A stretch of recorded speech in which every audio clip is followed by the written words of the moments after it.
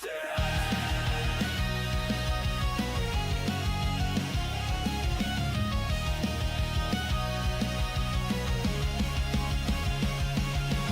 run where the brave don't go, past thorn and ash and snow. Maps are burned, but we don't slow. We fight for tales unknown.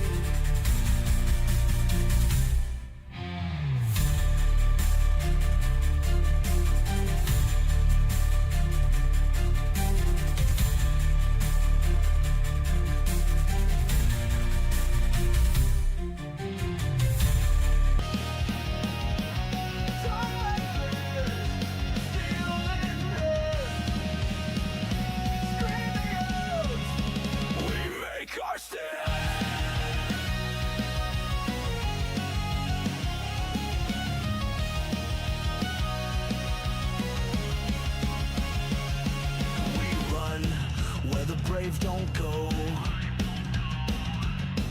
Past thorn and ash and snow. Maps are burned, but we don't slow. We fight for tales untold. Bound forevermore. Boots hit the ground like war. Shields clash, we beg for more. Hearts like thunder, breath like flame. Call our names, ignite the lore. We're bound forevermore. We're bound forever. No crown, no guide, no peace. Just storm winds off the east. Dragons sleep beneath our feet. We sing through shattered teeth. Bound forevermore. Scars are the map we wore. March till we find the core. Eyes like fire, fists like stone. No way back, no second door. We're bound forevermore.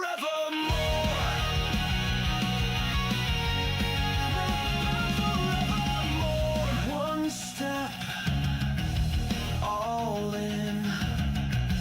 One spark, begin. No gods, just kin. This war we win.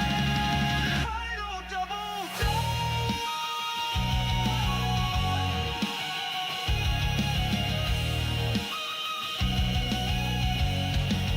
Bound forevermore. This is the song, the roar. Legends carved into the floor. Voice to echo, blade to ring. We're the myth they waited for. We're bound forevermore. We're bound forevermore.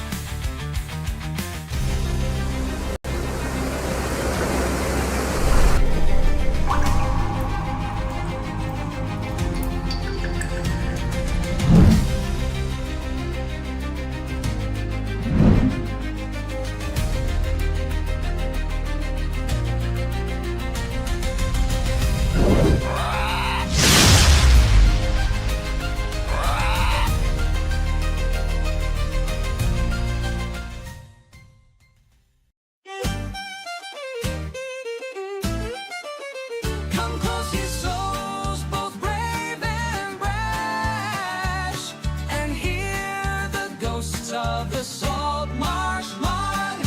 Fog rolls deep on the haunted tide. The Saltmarsh calls, no place to hide. A shipwreck looms, her sails like bone. The sea won't let her rest alone. Shadows dance round the lantern light. Bones and gold in the dead of night. Raise the flag and sound the bell. Ghosts of the Saltmarsh rise and swell. Storm and sea won't break our vow. We chase the past we live for now. Whoa, whoa. A captain lost, his soul unchained. His whispers ride the wind and rain. They say his treasure still remains buried deep beneath the waves. Shadows dance round the lantern light, bones and gold in the dead of night. Raise the flag and sound the bell, ghosts of the Saltmarsh rise and swell. Storm and sea won't break our vow, we chase the past, we live for now. Whoa, whoa.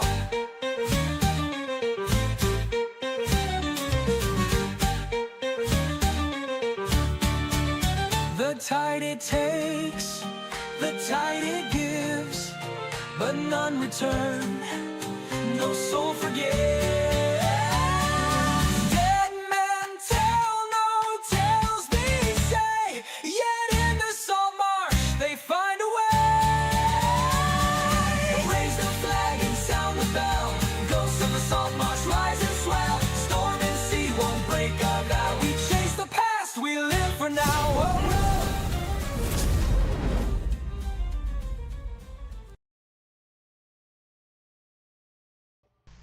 Welcome to Stronghold Gaming, everybody. Last week, the party uncovered some damning evidence about slavery in a small, peaceful coastal town of Saltmarsh.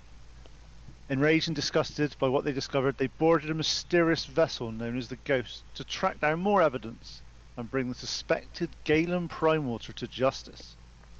Let's see what happens tonight. We're missing a few players. They may be joining later, depending on time, but we'll see. Hopefully, we won't kill them in the meantime. So my name's Pete, I'm the DM for this session, and I'm just going to go around and just do a quick introduction of just characters, just say who your character is. It's really simple because Gary doesn't have to talk much then. So we'll start off with Tim. Bonjour, Antoine Hussard, playing a sorcerer with some cool meta magic. Okay, Gary. I'm Gary, playing Albasore, the bard. And Kira. Oh, already. And we lost her. See, she ran away. She's way worse than me. Did I drop again? We didn't Oh, hear you're that, back. Kira. You're fine. Okay, so where we left it last week, we'll carry on the won't do a recap this time just because we're in the middle, just finished combat, and there's only 3 players here, and one wasn't here last week. And it feels quite being mean to Tim and Gary to pick on them, at least at this early stage. Where we left last week, 2 weeks ago, was you had just boarded the Ghost. You had just been doing some swashbuckling shenanigans with the captain. There were some rules being used and abused, and I got a lot of shit, and I just hand waved it, and we carried on, and it was good fun. So, combat has just ended. The deck of the Ghost is now quiet, with pirates and captains all, let's just say that they're not breathing anymore. They've been put to justice. What's the plan at the moment? Lily, just so I will add for you, you have just boarded on a little rowboat on your own, just so you are there. Otherwise, it'd be a bit of a boring half an hour, 45 minutes whilst these guys are on the boat and you're sipping margaritas with baking some bread. So,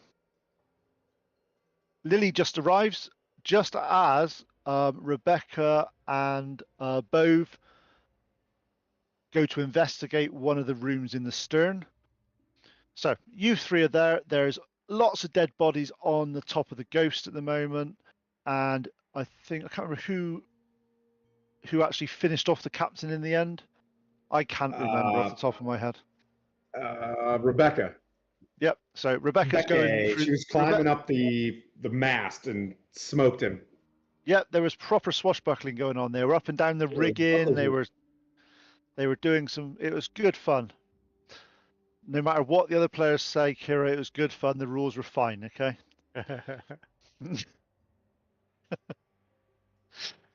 Okay, so Something about Gary diving headfirst into an acidic slime. No, that was the fun bit. It was more the what's the end of the stream? There was some like mechanical His shenanigans captain going on. used a bonus action to do like multiple full-fledged actions. It was amazing. Very bad. It was good fun. It was theatric. Okay, so I'll go around the table and start with Tim. What do you guys want to do on the deck of the Ghost? If I'm on the deck and I see a lantern coming towards the boat, I'll be like, "Oh, this must be Lily. She was up, help doing the flashing with the lantern to get the ghost to come to shore. Hello, it is a safe boat now." And then I'll kind of swing around and I'll check. Since doing the nautical things, is this thing still shipworthy? Like, or do we now have a boat? So actually, give me let me think. Give me a survival check. Okay, I'm pretty terrible at that. Let's see. That's why you were an officer in the Navy.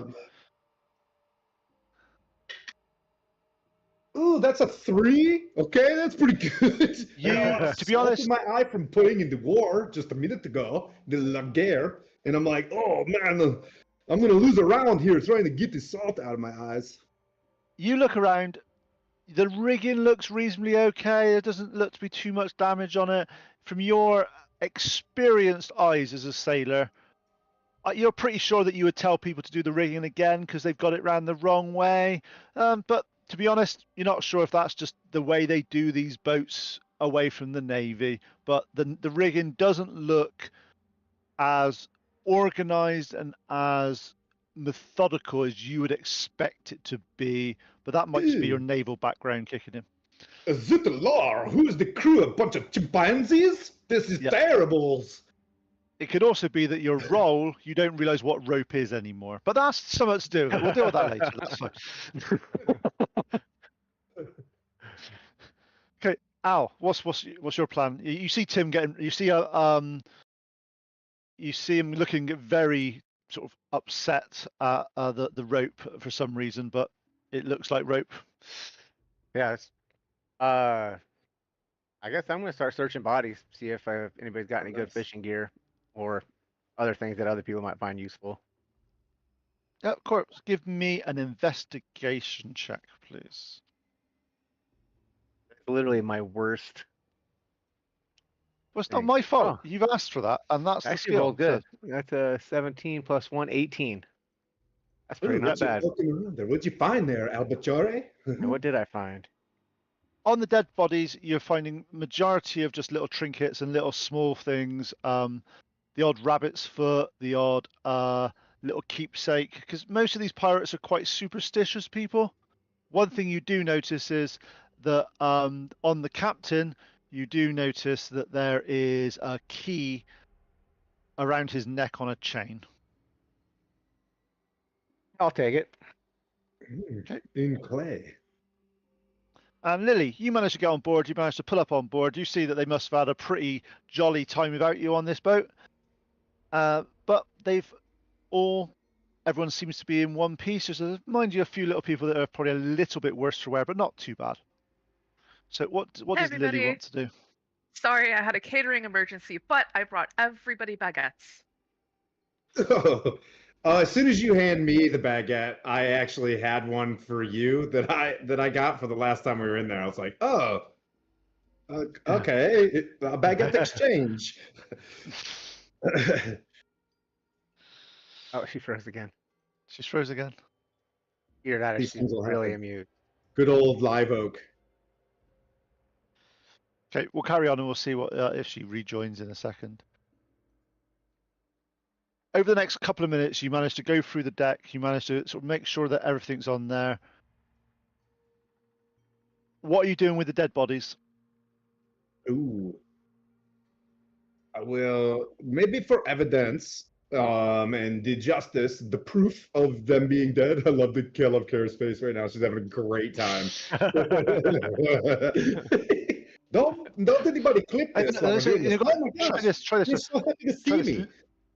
Try this. Lily's about to die. Gosh, she's still laughing about it. Is this Tasha's great laughters? Yeah, maybe we Okay, so you're gonna keep keep the them bodies. for. Yeah, we keep them on the ice or something. Well, there's no ice on the ship, but you put them in a room for now. You can sort that out at a later date. What do you guys want to do? You're currently on the deck. There's a number of floors in this boat. Do you two want to go around together and just sort of clear a few things and see if there's anything of interest? We Yes, kind of got to see absolutely. what's going on. There might be slaves locked up in a cage somewhere or something. Very fair. Sure. Okay. I think our cameras are about to go wonky. That's fine. We'll sort them out. Yeah. If they go wonky, they go wonky. We'll deal with that as we go. It never She's, messes me up. It's she's getting it all reset with Sam with Live Oak and everything, so it's all good. I love it when the sessions start out like this, then it like really ends really good. So let's just keep it real spaghettios. Okay. So Oh my goodness.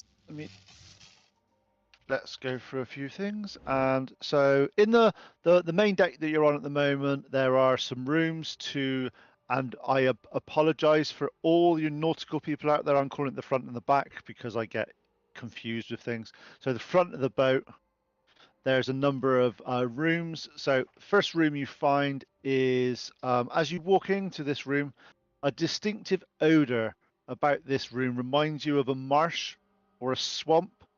Not fetid, not oppressive, but certainly noticeable. Ew. In the center of this area is a wooden table, bolted to the desk, and a table sits around there. In the gloom, you can see 3 hammocks, and a small chest of some sort lies undermost the eastern hammock. You have the key to the chest? Look, I do. Here you go. It's just the two. Wait, it's just the two of us? What? Just the what could two of us. possibly happen? This is fantastic. What could possibly go wrong? I shake the box to see if there's a trap in it. Of course. As you shake it, you hear clunking, as in like glass hitting each other, and you hear. No, that's it. You just hear some glass sort of chinking together. Ooh. Albacore, and I'll open up in Al's face. What is the prize? Just- The key doesn't fit this lock. oh. Oh. Do I have thieves' tools? Oh, I do. Why do I Sweet. have these tools? Oh, and I'm sure you're proficient in those. Winkety wink, wink, wink. Yeah. I don't know where I got them. Well, I have proficiency, but I don't look like I have any in my inventory.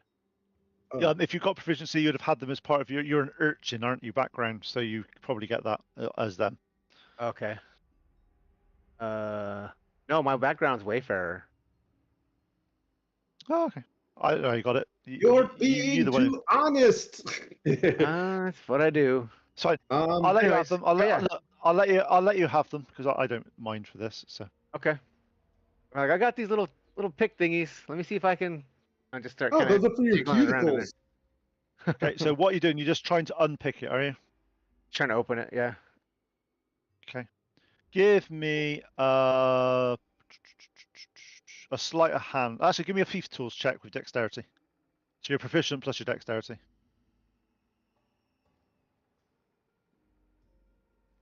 I'll hold A the nat lantern. 20.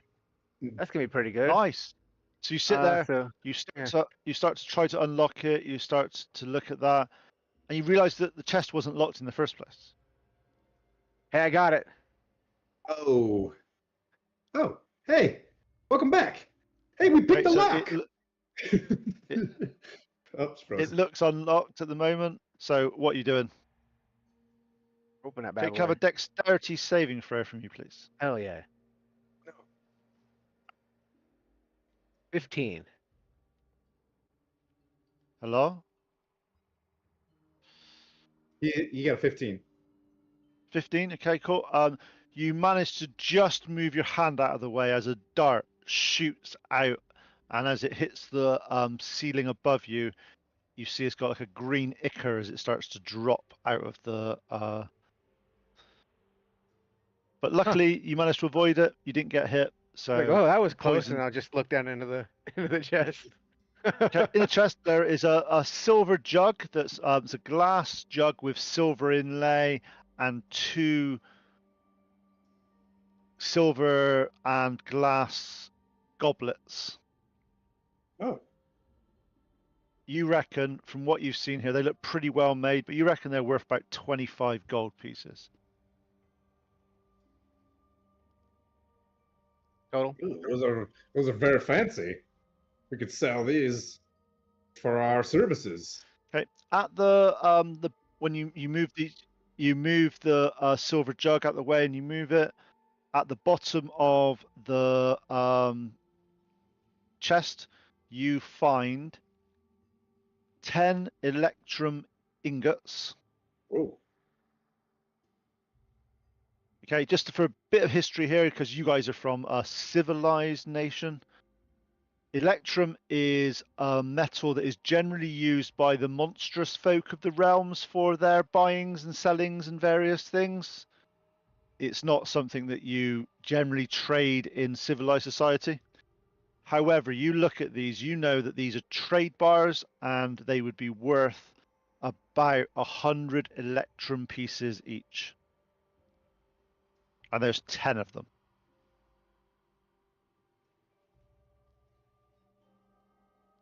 wait. There's 10. Okay.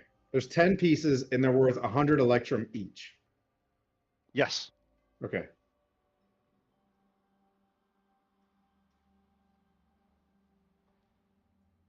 I'm just going to do. I don't know what to do with those things. I've never had electric coins before. Very, very fancy. We're gonna have like somebody smarter than us tell us how to use these. It's So in front of you, there's a door in front of you here, which goes to a store. So two coiled lengths of rope and 3 rolls of sailcloth on the deck side to the large box.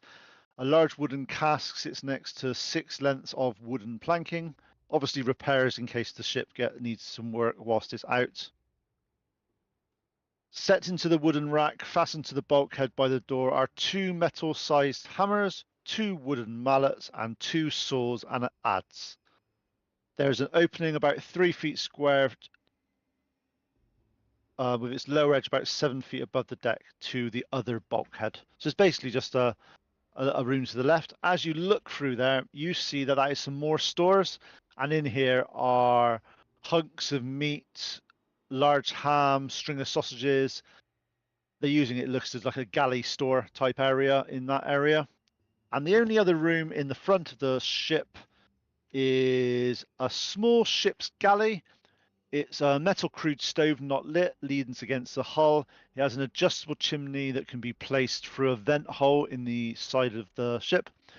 Next to the stove is an open metal bin containing sticks of kindling and various things. Hanging from the hooks is 2 sets of frying pans, some skillets, and some saucepans. Doesn't look like this has been used today, but it looks like it's a ship's galley. And into the right-hand side of here in the room, you find a small stairs, actually a small ladder that goes down into the hold. we're going in. Oh, Oh, should we do the 2 cartoon head pokes down? We'll do the both of our heads peek. You go one way, I go the other. And I'll dangle the lantern. Yep. Yoo-hoo! There's still 2. Just say this is the front of the ship. There's still 2 rooms to the rear of the ship that you haven't been on this floor, but we'll come back to them in a minute. Okay. Just keeping you in the loop so you know what's happening. As you go down the stairs, various unpleasant odors of humanoid occupation in this room. These are the crew's quarters, filled the entire floor of this deck. Things like The the companion English staircase. French.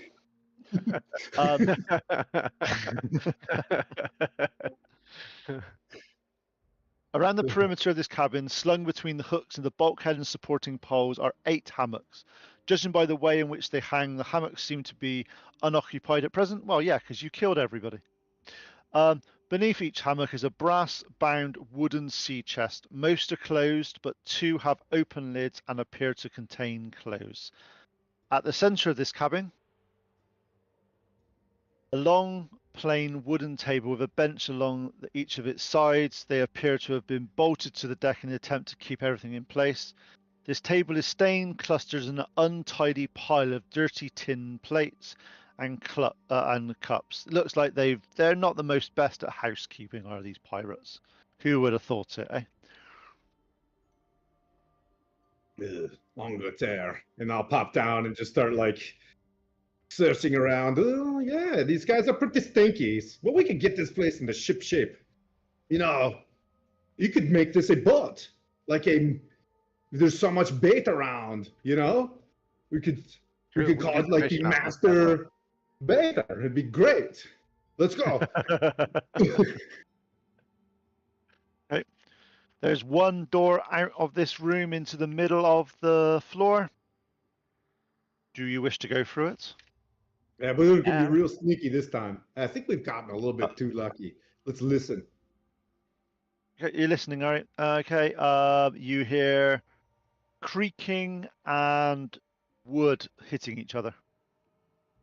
Like just like slightly I'm just tapping. gonna walk in. Oh. Okay. Oh, Al. Okay. Lantern light reveals an orderly cargo hold. Although the center runs the base of the mast, beside it, narrow wooden stairs lead up to the hatch above. Against the aft bulkhead and stacked bolts of cloth lashed to ropes are. Yeah, this compared to the crew's quarters, this looks impeccably put together and ordered and maintained. So this looks like they care more about their cargo than they do the crew. So at the back of here, there's two doors, one to the port and one to the starboard. Which one do you want to go in first? Right's always right. Port. Okay. Starboard. Wait, that's left. No. Doesn't matter. You go into one of the rooms. This cabin occupies half the stern section of the deck, with one bulkhead running along the center line of the ship. Along this bulkhead leading to the direction of the bow, a single bunk, the bed lined with heaps in a pile, is set against the hull. This obviously looks like an officer's type deck. This looks like it's a private room. It's not the captain's room. It doesn't look like.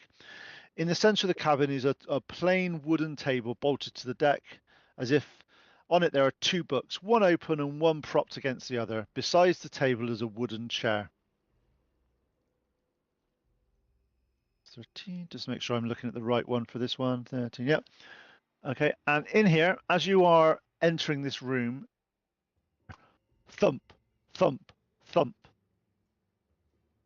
And after a little bit of time looking around, you hear again, thump, thump, thump, and it's coming from the back wall to the stern of the ship. Oh, there's a secret door. Hang on a second. I detect secret door. You see that up, Corey? You can do these sorcerer things too. You hear it? That was amazing. You know, So how are you detecting secret door? I just heard the wall. But now I'll start searching. It must be here somewhere. You know. Can I have a perception check? Can I have a perception check from you, please? Okay. Ooh. Well, it's way better than a 2. It's a 4, so a 6. Twice as good. Yeah, as you're looking around, the back wall seems to be put together really well, but as you put your hands on it, you are hearing the thump coming from behind it. But with that roll, you cannot find the way into this pit at all. Corey, it's got magical wards against it. I can't seem to find it. Maybe you should do it. I'm gonna climb up on the bed and just kind of like jumping on the bed, trying to see if I can see anything. Okay. Can I have a perception check from you as well, please? Absolutely. We gotta fire this die. It's either real low or real high. 15. Yep, fine. Okay. Moving the bed linen around, you start to see some holes in the bottom. As you put your hand in, as you start to pull, you see where there's no lines in these planks before. As you start to move it, they sort of creep up. This is an expertly put in secret door. It's probably why Tony couldn't actually find it, but Al, with that roll, you managed to find it easily. Wow, mustache guy, you were right. How did you know? It's right here. Hey, the You're magic. amazing. Oh. So, as you manage to open the secret door, you discover a small, damp chamber, barely 6 feet square. Huddled in the corner, bound hand and foot with rough rope, is a middle-aged. As you start to look, looks like a very slightly pale blue elf. Once fine, but now stained and torn. Mark him as a merchant or a person of means. His face is gaunt from hunger and dehydration, but his eyes burn with desperate as he sees you. He's got his mouth gagged, and he's just been banged into the side. Hi, I'm Al. I'm gonna run in there and start cutting him loose. Yeah, What's your I'm name? going to. Oh, you can't talk with that thing in your mouth. Let me help. I'll take He's that. off. Take the gag off. As he starts to talk, you recognize as his hair falls away, you see that he's got slightly pointy ears. So he looks like he's a sea elf of some kind, just to sort of give you a bit of that sort of stuff. My name's Oceanus Proudwater, merchant of Baldur's Gate, blessed of Timora. I thought I'd die in here. How long? I must have been in prison for so long. Days. Well, at least felt for like 15 10. minutes. It's been at least 15 minutes. I've been in here for days. I thought I was going to go insane. You look hungry. You must hear what I'm I gonna will. give him some of my You food. must. He scoffs it down and drinks some water. I was captured whilst investigating strange activities by my trading consortium. But these weren't common pirates. They had organized. They had backing and everything. Drink some more water. Hey, that sounds like I the heard pirates them- that used to run this ship. We killed them. Hey, Well, amazing. I heard them talking with creatures. I'm not sure what they were, but they sounded like from what I could hear through the wall, but they spoke our tongue really poorly, like basic language, kind of like children learning to speak. They would say things like, what's it? He pauses, gets another swig of water. delicious. Is it like? It's like we want sharp metal for hunt. You give us sword sticks. We give you shiny rocks. Their speech was broken, primitive, but to be honest, the pirates seemed to understand them enough that they were negotiating some type of weapons for some kind of ship payment. They kept on mentioning. I'm not sure. They kept on mentioning deep water hunting and soft skins who swim. I fear they meant people, perhaps like maybe the folk of Saltmarsh or someone like that around this area. Well, hey, slow down, dude. Why don't you take some snacks and some lovely snacks in the waters, and I'll heal you with my battle medic styles, and I'll start patching him up like you. Let's put him in the captain's quarters. Hi-yo. I'll go get Lily. She's upstairs. She doesn't know what's happening. You take care of He that. knows how to heal people. I was, Lily's was always happy. wrestling an unseen demon. I think it was called the Live Oak Demon. So if anybody ever wants to know whether live oak fiber is worth it, No. Well, we have electrum. I don't know what live oak fibers are, but we found a lot of electrum. is that money? That's what the Monster DM. I money. mean, that's what the thing in my head says. Okay, for a bit of history, you know she that froze they're again. at the. Oh, she's gonna be extra mad this time. She's going to be really pissed. You know that Lily's not a barbarian this time round, don't you? She's about to rage. Or you. Mm. Do you think her phone connected to her broadband? She hasn't turned the Wi-Fi off on her phone. That's what it is. Right. Okay. Oh, there she is. She's back. No, she's raging. She's raging. Yeah. I'm trying to find my phone so I can suffer tether to one the back. exhaustion. We were just saying that Lily's not a barbarian in this one, so she's got to remain calm and collect and. Yeah. Okay. Lily is calm and collected. Kara is about to throw a freaking router. Yeah. We'll be downstairs doing the searching. You keep trying to sail the boat. Okay, so what I was so the gonna say guy to you, is healing. Just to let you know that there is on obviously you have copper pieces, silver pieces, gold pieces, and platinum pieces, and everybody knows what they are worth, because if you don't, Okay. you need shooting. Basically, an electrum piece is half a gold piece.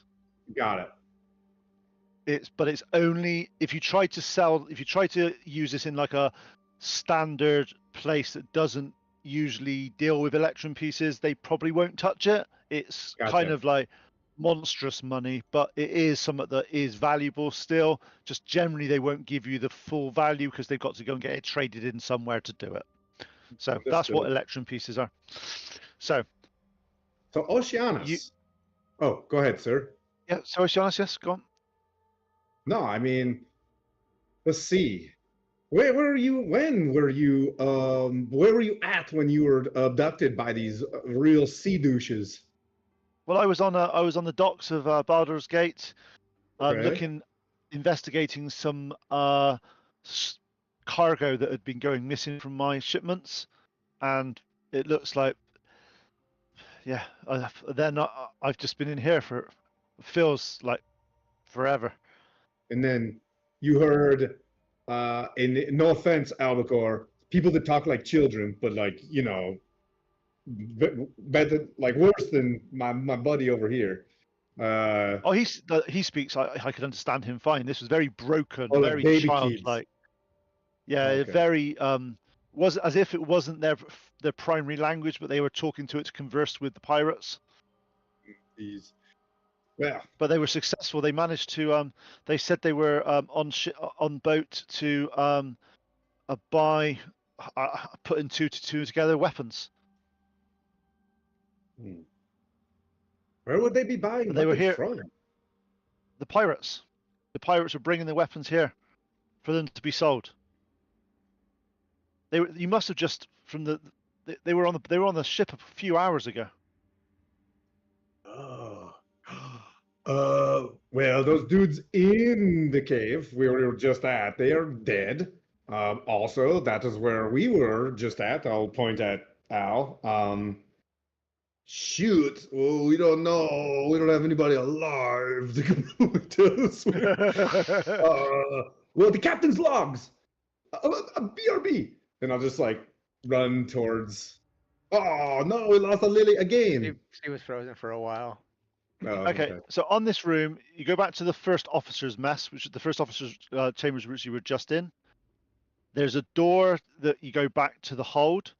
There is some stairs up, and there are a door to the other side of the ship, just like there was when you were on the main deck.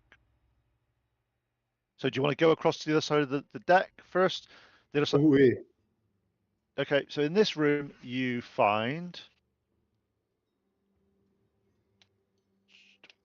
in this one you find in the center of the cabin lies a plain wooden table. Also hanging from the ceiling in the aft end of the cabin is a large cage that holds a parrot. Apparently the parrot's gone to sleep. Next to the hull hangs an unoccupied hammock. This looks like must be like a lower levels, like a bosun's cabin or something like that, because it's not as finely furnished as the one you were just in. But it does look very similar. In fact, it's exactly the same size as the room that you were in a minute ago. I'll try to search for evidence, or maybe say, "Hello, Mr. Parrot. Are you friendly? Do you speak Okay. Farunian?" Give me a perception check. Oh boy. And you as well, Al. Hey, this is better than a 4. It's a 6. I'm working my way up from a 2 to a 4 to a 6. 17. Hell yeah. 17. Al. Okay. As you are looking around, the parrot wakes up and you hear pieces of 8, pieces of 8, as parrots always got to say in pirate movies. As you are looking around, Al, with your more perceptive nature, you're like, this room's exactly the same size as the room that we're just in. Turn to the right, there's no door. And you look around where the secret door on the other side was, but lo and behold, you find another secret door going into the rear of the ship. As you sort of Ow. click and you Look, mustache move. guy, you were right. There's rooms in all these secret doors. It's called the Arcana. You are really good at this stuff.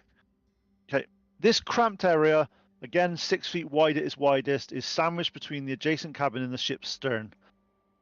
It contains 8 large, irregularly shaped bundles wrapped in oilskin and bound with light rope.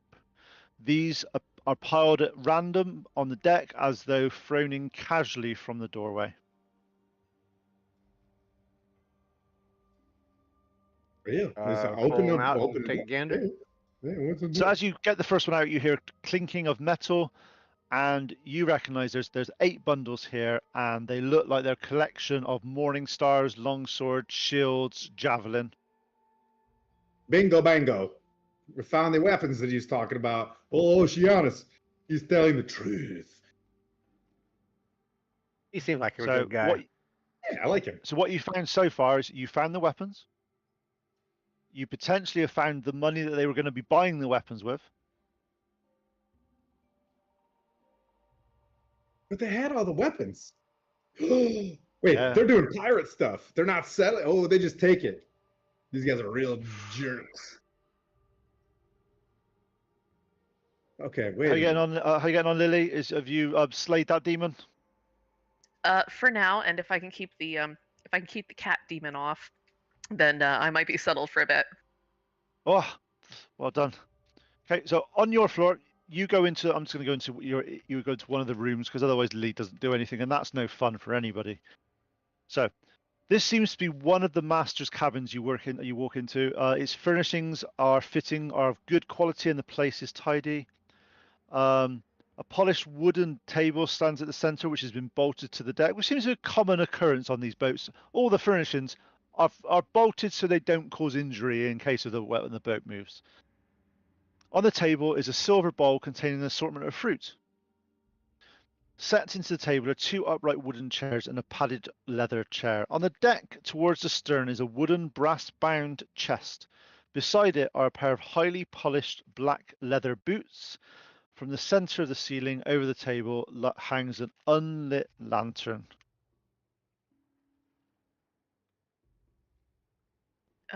Okay. Can I look inside the chest? Of course you can. As you start to the chest, you start to open it. Luckily, in this one, there's no trap in this one, so it's quite nice like that. However, this chest contains clothing, a small leather purse containing 25 gold, and a small scroll. As you start to look at the scroll, you recognize it as arcane writings. It makes no sense to you at all as a cleric. You're like, this looks like scribbles of an arcane type person. You don't know what it is, so you just put it back together. Okay. I'm just gonna scoop all of that up and go find my compatriots. Nice. So as you're there, coming up from the stairs below are Al and Anton. And following them is a very, very disheveled, dehydrated sea elf in just a pair of tatty trousers. Look, As you mustache guy found this guy. He was hiding inside of a wall. Mustache guy's really good at finding invisible doors. We would have never known they were there, but he spotted them easy. Yeah, it was very non-consensual hiding, I would say. He was one of their captives. He's from Baldur's Gate, but he might need your aid, Lily. He's a bit famished. If I pull up my spells. Oh wait, you brought the baguettes. Yeah, And I I'll just go I'll like- give him one of the baguettes. Yeah, I was like, oh, there he is. Nice. As you go into the last room that you've not been into on this floor, this cabin is clean. The furniture is in good repair. A single bunk made with fresh bed linen has its head against the bulkhead running along the central line of the ship next to a wooden partition. A writing desk is set in the hull of the stern, and it has a drawer on each side and 3 trays on top. Also on the desk is just in front of the trays is an inkwell sunken into the desk, 2 quill pens, a small knife, and a pewter container. Against the hull, this obviously bears resemblance of a captain's quarters. There's a bearskin rug on the deck. Dibs. What? Just kidding. You can take the bearskin rug if you want to take the bearskin rug, or are you dibsing the room? Dibsing the room. I'm just kidding. Dibsing the room, but as a joking. Okay. So as you are looking at the writing desk, you do notice that on the right hand side, the two drawers they've got a keyhole on them. Maybe this is where the key goes. This is it. We've been I'm waiting running to over. use this. Okay, as you put it in, you hear a click, as if this key was made perfectly for this lock. Shocking. Hey, I'm gonna move my hand real quick just in case there's a dart. Yeah, very explodey desk. This one, no chaps on this one. Was it in Never the be too desk? safe.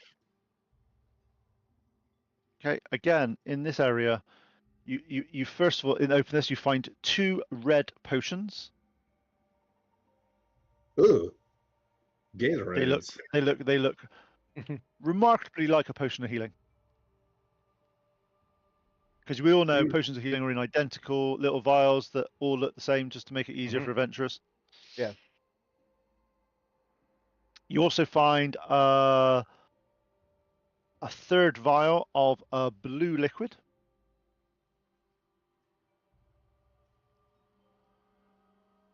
Ah, yes.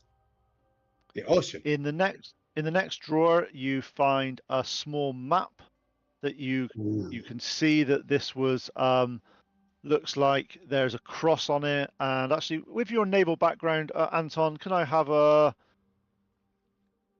got a nature check, please? Here we go. Shoot for anything higher than an 8. Come on. You're not rolling well today. You're not rolling well. Stop. And I believe my nature, that's going to be not as good as you might think it's going to be. That's a 9. Okay. You look Sorry, at this. buddy. Sorry. Sometimes the dice okay, does these things. It happens, but you have studied the maps of this area quite a lot since you've been here and looking at the various tidal areas, trying to figure out what was happening. You recognize the coastline as the Saltmarsh coastline, and you see that you see that it's a very well prepared. This is a professional cartographer that has done this map. As you move it across, there's another crude map underneath that indicates like a cross and rendezvous RP put next to it for a rendezvous. It's about 10 miles southwest of the town of Saltmarsh, which you know is near the tidal marshes, near the marshes outside by Daggerford.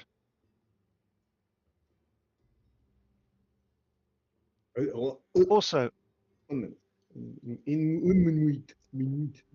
when you also find a folded parchment sealed with red wax that has been broken. Okay. This seal bears a familiar mark, a ship with a coin designed that immediately brings the symbol of Galen Primewater to mind. However, it does look slightly different. The seal, looking closer at the wax seal, you notice. Actually, give me some investigation checks, both of you. Actually, all 3 of you can give me investigation checks whilst you're looking over. Hey, it's an 11. I'm moving up. Well This done. is great. It's moving up. Investigation, which is a That'd plus be a- 0. I want to keep What did you get, picking Al? all the things I'm bad at. 4. I got a whole What did you 9. get, Lily? Nice, well done, guys. So, looking closer at this, the ships, compared to obviously you have seen Galen's common merchant mark. You've seen it all over the barrels and the chests and the crates in the caverns that you just were in. These look really similar,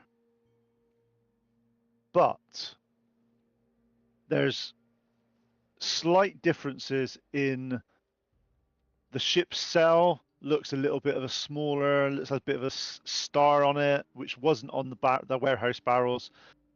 The coin, the profile of the picture looks like it's the other way around. You're like, it doesn't feel right. It looks different.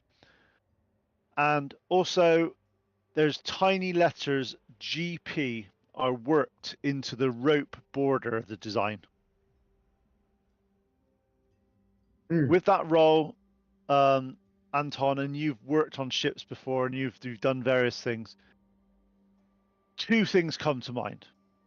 Either this is a forgery, and this isn't Galen Primewater's seal, or this is a personal seal of Galen rather than the mercantile seal of Galen. So it's got similarities, but it's a little bit different.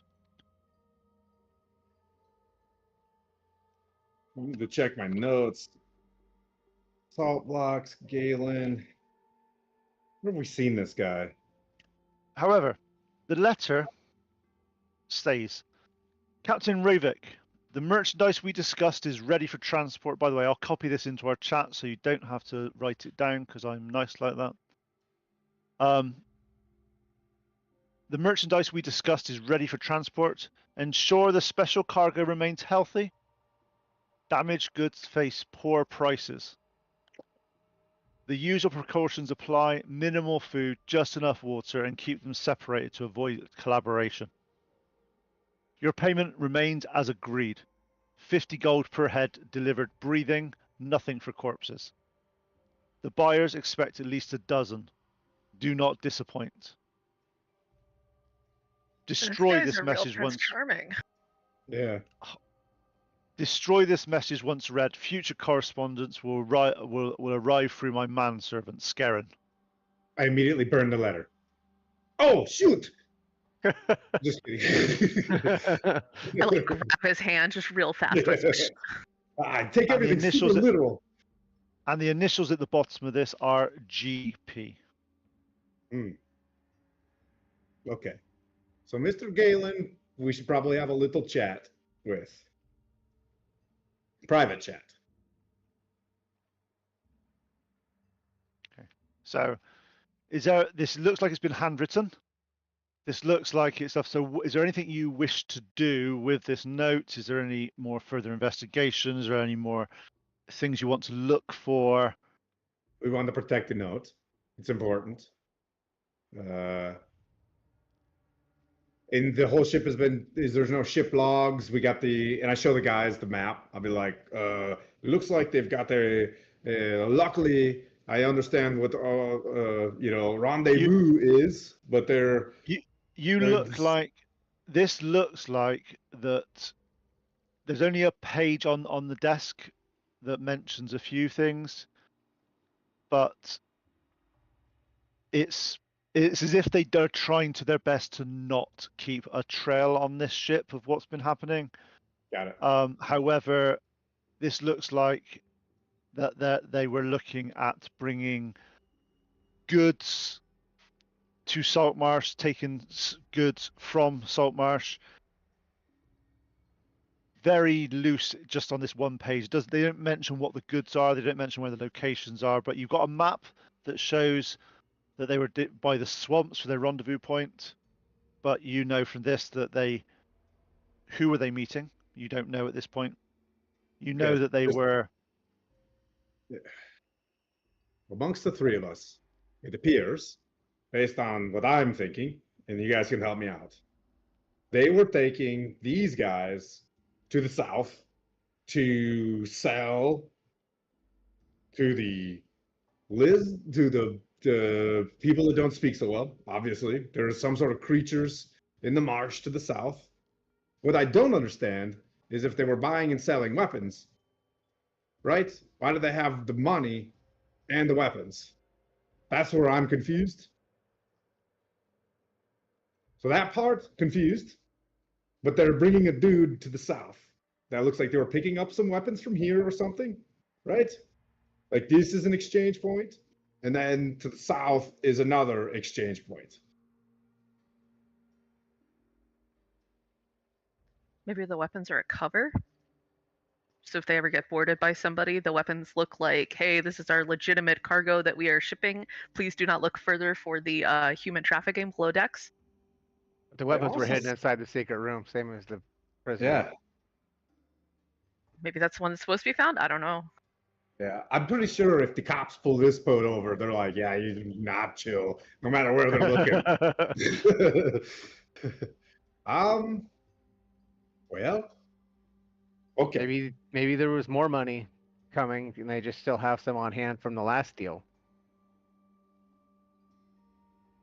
Yeah, is there like a first bank of piracy? You know, they didn't make their deposit yet. Yeah. There's another dude.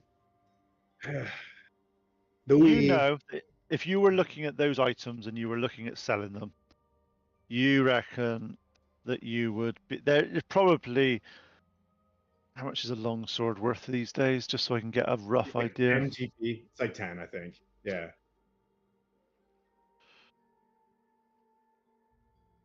While he's looking that up, if we bring this boat Sorry, back, But sorry, a long sword is 15 gold pieces, and you know there's 10 of them. There's 10 morning stars, 20 javelins. You're looking at probably over a thousand or so of gold in weapons. And we've only got And 1,000. they're all Like, Yeah. whatever. I've got an idea. Since we're missing a Bove right now, and we could do in Bove being a real good guard and a real strong guy. What if, and if we bring this boat back to the Saltmarsh, Bob's your uncle on old Galen, right? He's gonna be like, I'm out of here, bro. So do we moor this boat where it's currently moored very well by the pirates? We go back into the caves and we go talk to Anders and say, Shh, hey, Anders, go arrest or bring Galen to the council rooms. We got a quick, cool message to talk to him about. And then we come back and then we bring the boat in, right?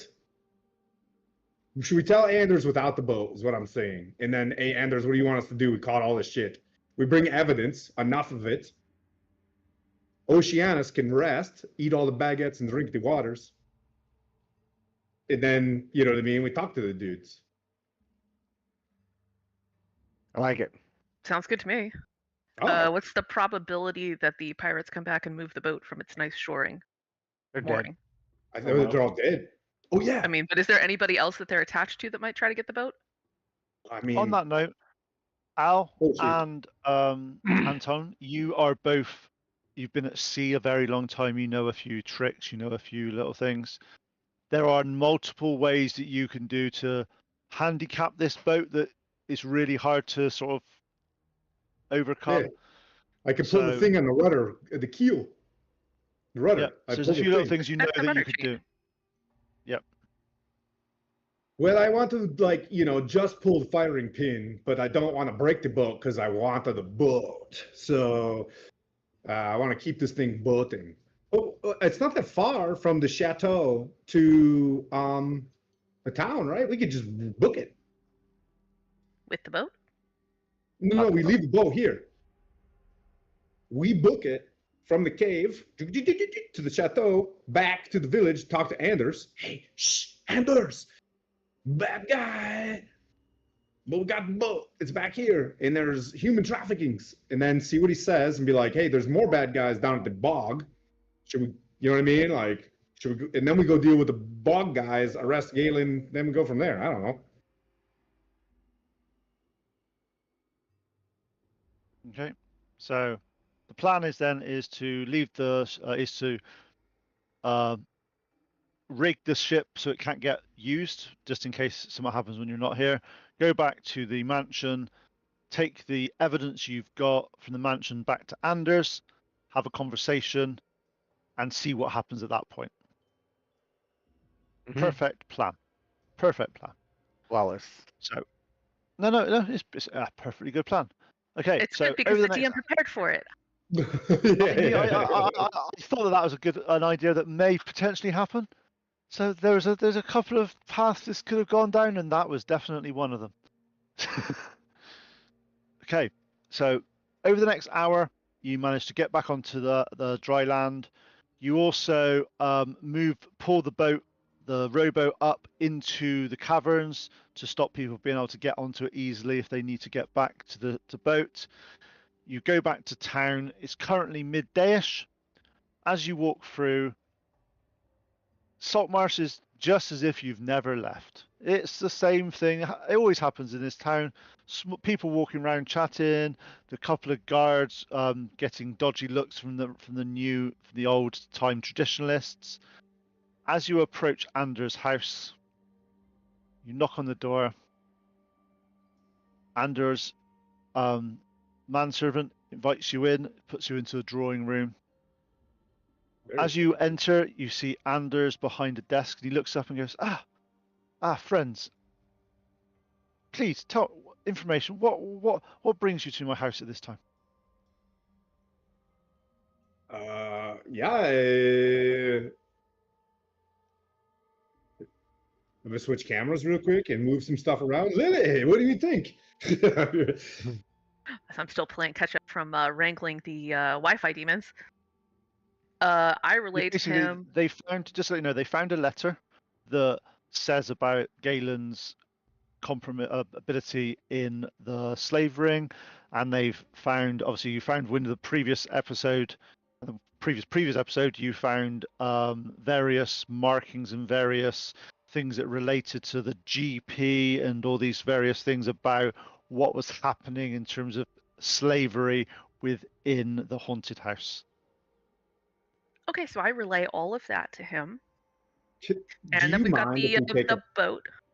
if we Was take that- sorry, 5 to get Judgy on and then start fresh from there? Yeah, sure. Yeah, Skylar, do you want to go to break for 5? Yes, sir. Let's do that. Okay. Come back at like 20, 25 after-ish. 20 20. past, that'd be fine. 20 after. Yep. Okay, cool. Yep. We'll be back in 5. 2. Life's an open road when you're 3 feet tall. Never thought we'd find a family at all. One roll of the dice, one twist of fate. Now we're side by side. Guess this was our fate. Oh, we bicker, we fight. We don't see eye to eye. But when trouble comes, we're always gonna try. Brothers and sisters who knew we would be a family of heroes. Just wait and see. Wait, are we related? We push, we pull, we stumble and fall. Sometimes it feels like we don't know each other at all. But when the chips are down and we make our stand, together we've got half a chance.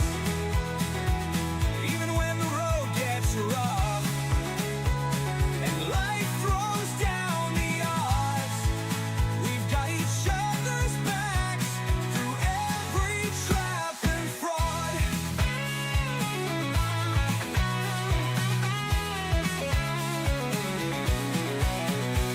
We push, we pull, we stumble and fall. Sometimes it feels like we don't know each other at all. But when the chips are down and we make our stand, together we've got half a chance. Hey, who ate all the rations? Not me, not me, not me. Okay, maybe a little.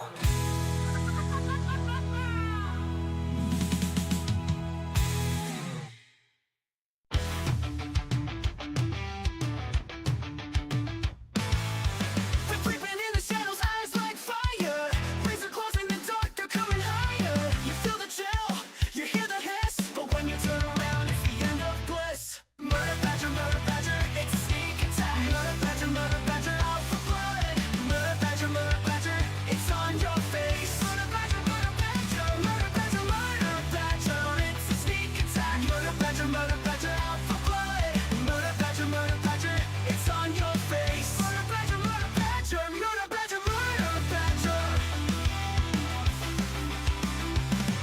No mercy, no time, you're on their list. Got the rip and tear through the fog and mist. These monsters won't care if you run or scream. Once they got you, you won't away from the dream. Murder badger, it's a sneak attack. Murder badger, out for blood. Murder badger, it's on your face. Murder badger, it's a sneak attack. Murder badger, out for blood. Murder badger, it's on your face. Murder badger,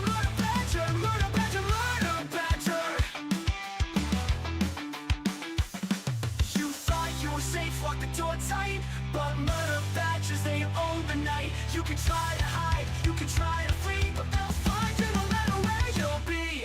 Murder badger, it's a sneak attack. Murder badger, out for blood. Murder badger, it's on your face. Murder badger, it's a sneak attack. Murder badger, out for blood. Murder badger, it's on your face. Murder badger, they don't care, they don't share. Murder badger, everywhere they'll tear you bare. There.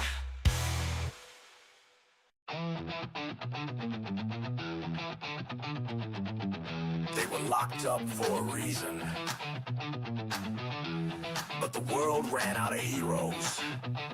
So now, you roll with what you got. Kicking down doors with a holy grin. Silver tongues and a dozen sins. Wrong side of justice, right side of fate.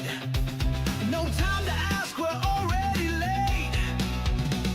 We ain't your chosen, we ain't your knight, but we shine damn bright when the world ignites. And we roll for trouble, we play to win. Out of the sails and into the spin. We're taking chances, bending fate. The last bad call on heaven's slate. Roll for trouble, that's our cue. You want a miracle? We'll do. Hey. Knight lost his banner, but swings just fine.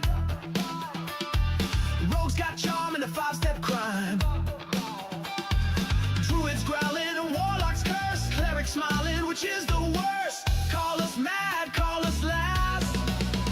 But we hit back hard and we hit back fast. We roll for trouble, we play to win. Out of the sails and into the spin. We're taking chances, bending fate. The last bad call on heaven's slate. Roll for trouble, that's our cue. You want a miracle? We'll do. Hey, hey. When the odds look bad, we raise the stakes. When the gods say no, we're the brakes. When the plan goes south, we smile wide. 'Cause no one rides like the ones denied. We roll for trouble, we play to win. Out of the sails and into the spin. We're taking chances, bending fate. The last bad call on heaven's slate. Roll for trouble, that's our cue. You want a miracle? We'll do. Hey. Dungeon born, maybe one or two, but fate don't ask where it found you. Roll for trouble. What? We're back. Okay. As we left it last time, Anders has just been told about the evidence that you had found in you found out about Galen. Anders starts to go through the letters. You see Anders examining his documents. His anger and his sort of, you can see that he's getting his hands are shaking as he's reading. By Procken's death, I knew Galen bent the rules. We all did. But this, he stands up, puts the letters down as if he just didn't want them in his hands anymore. Slavery in our waters, using our town. You see he's trying to calm his voice slightly. My parents didn't die protecting these waters as creatures like this could profit from such evil. He looks down at you with admiration that you found this information. You've done more than uncover a crime. You've saved Saltmarsh's soul. If this had continued, we'd become known as the haven for slavers. He starts pacing behind his desk. The traditionalists are going to cry that this proves the alliance's value, whilst others will claim it shows why we needed outside oversight. But what it really proves is that we need people like you. Looks at every single one of you. People willing to dig for the truth regardless of whose reputation it tarnishes. Galen Primewater was my father's, one of his best friends. His family have been part of Saltmarsh for generations. But tradition without honour is just petty corruption. This evidence will see him arrested, sent to a Lord's Alliance prison, but more than that, it gives us a chance to show that Saltmarsh can be not a town. We are not a town that tolerates evil just because it wears a familiar face, but one that stands for what's right. He stands up. You've given me the tools to unite this town. Not just around old prejudices, but around shared values, and for that, you have my eternal thanks. Right. We must arrest Galen, bring him to justice. Will you be there to be behind my back when this happens? Oh, we need to go grab maybe another dude. Is he here in town? Both's here, yeah. Oh, Okay, Galen. like prime water. Galen Yeah. will be watered, but I can summon him to the council chamber, and we can do the deed there. Oh yeah. What do you guys think? We got Becky. We got Let's some get him. muscles. Oceana guy. Be really happy to see this guy go down. Ocean something or other, whatever his name was. Yeah, Oceanus. Real Oceanus. good dude. Yeah, he seemed like a real nice guy. I feel like this I- was too easy for some reason. Hey, that's private chat stuff.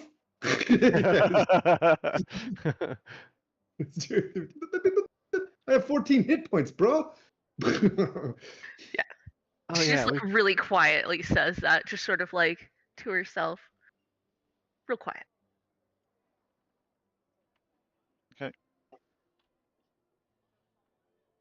So over the next few minutes, you are brought into the council chamber. However, a little bit of hand wavy here. What happens at the Galen's Primewater's estate?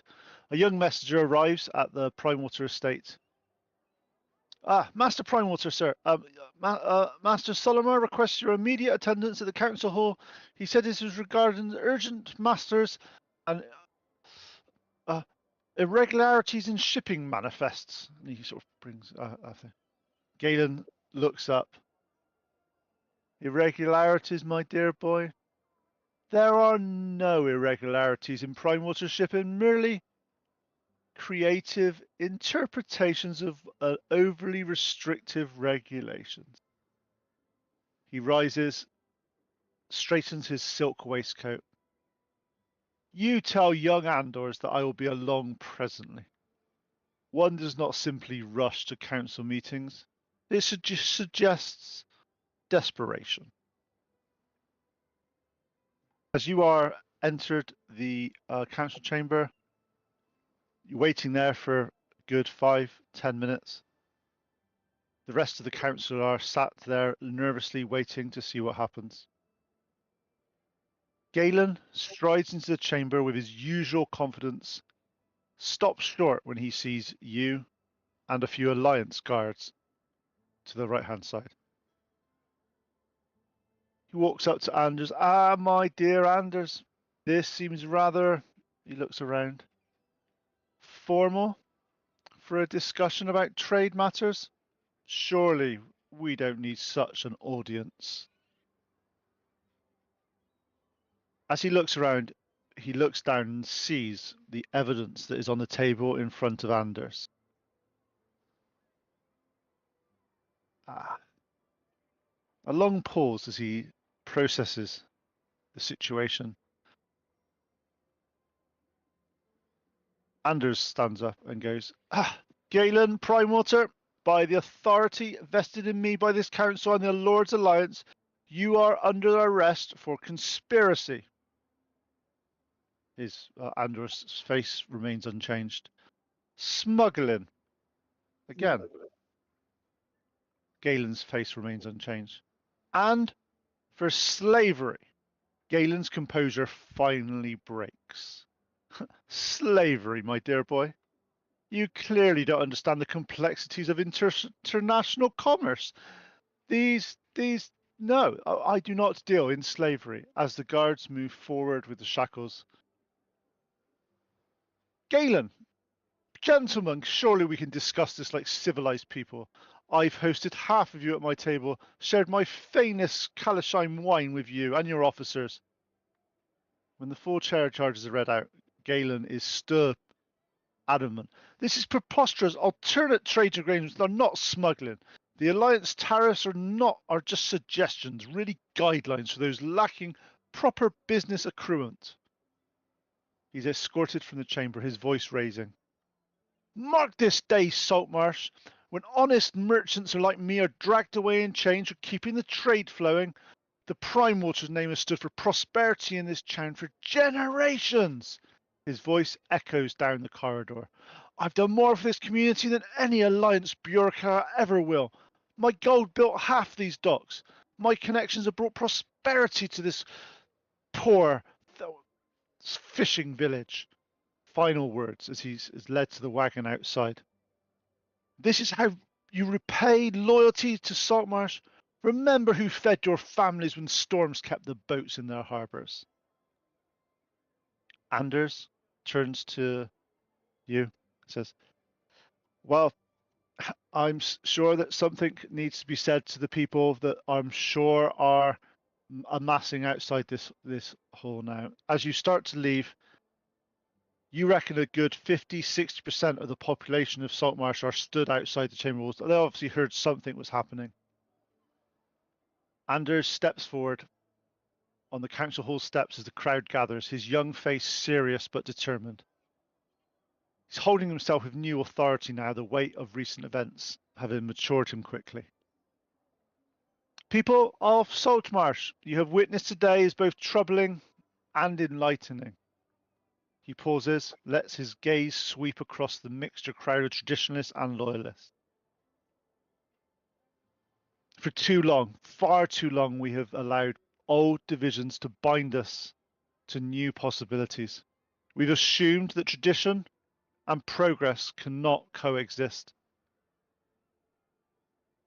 And that being born here makes one more valuable than those choosing to make this place home. He gestures at the party behind him. Let me introduce you to the true friends of Saltmarsh. Heroes who've proven that worth isn't measured by bloodlines or how long your family has been here, but by what you're willing to sacrifice for your neighbours. He moves to address each member of the group.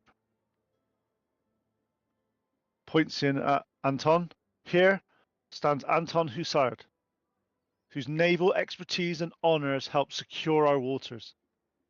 A man who left comfort and rank to serve a small fishing town because he believes in our future. Turns to Rebecca. Rebecca Varos, born in Saltmarsh's waters, who channels personal tragedy into protection for all. Her dedication reminds us that true patriotism isn't about excluding others, it's about fighting for what makes your home worth defending.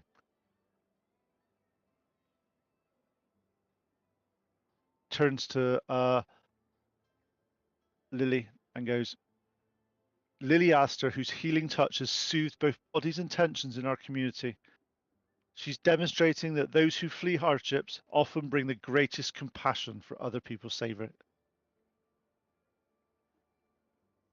Turns to Bove. What more can be said about Bove? His hands can move mountains, and he does it for what's right and what's good. And Al, who proves that sometimes the harbor master that helped him. Like, who proves that sometimes the greatest gifts come in the most unexpected packages. His music has brought joy to our darkest hour, has shown us that home isn't where you're from, it's where you're welcomed. These 5 individuals, some born here, some drawn here, have done more to protect Saltmarsh in the recent weeks than people that have lived here for decades. Today we have learned that the greatest threats for Saltmarsh don't always come from outside our borders. Sometimes they come from those who wrap selfishness in the flag of tradition, who confuse personal profit with community welfare.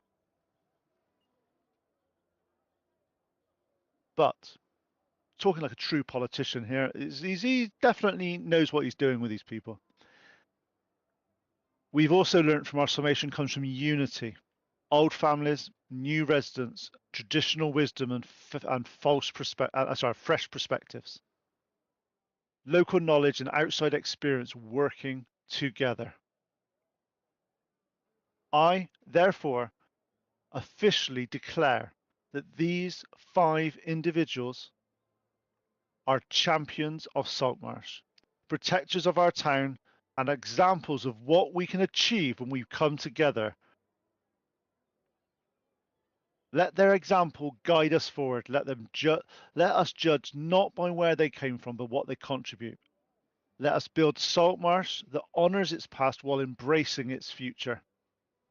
Strong enough to stand with the Alliance, but proud enough to maintain what makes Saltmarsh great. The tide turns today, my friends, not towards surrender of our values, but towards their true expression.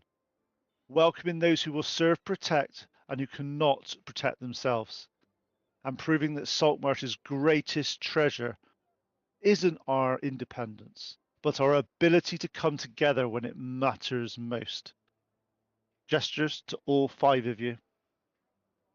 These champions have my complete trust and full authority of this council to act on Saltmarsh's interests.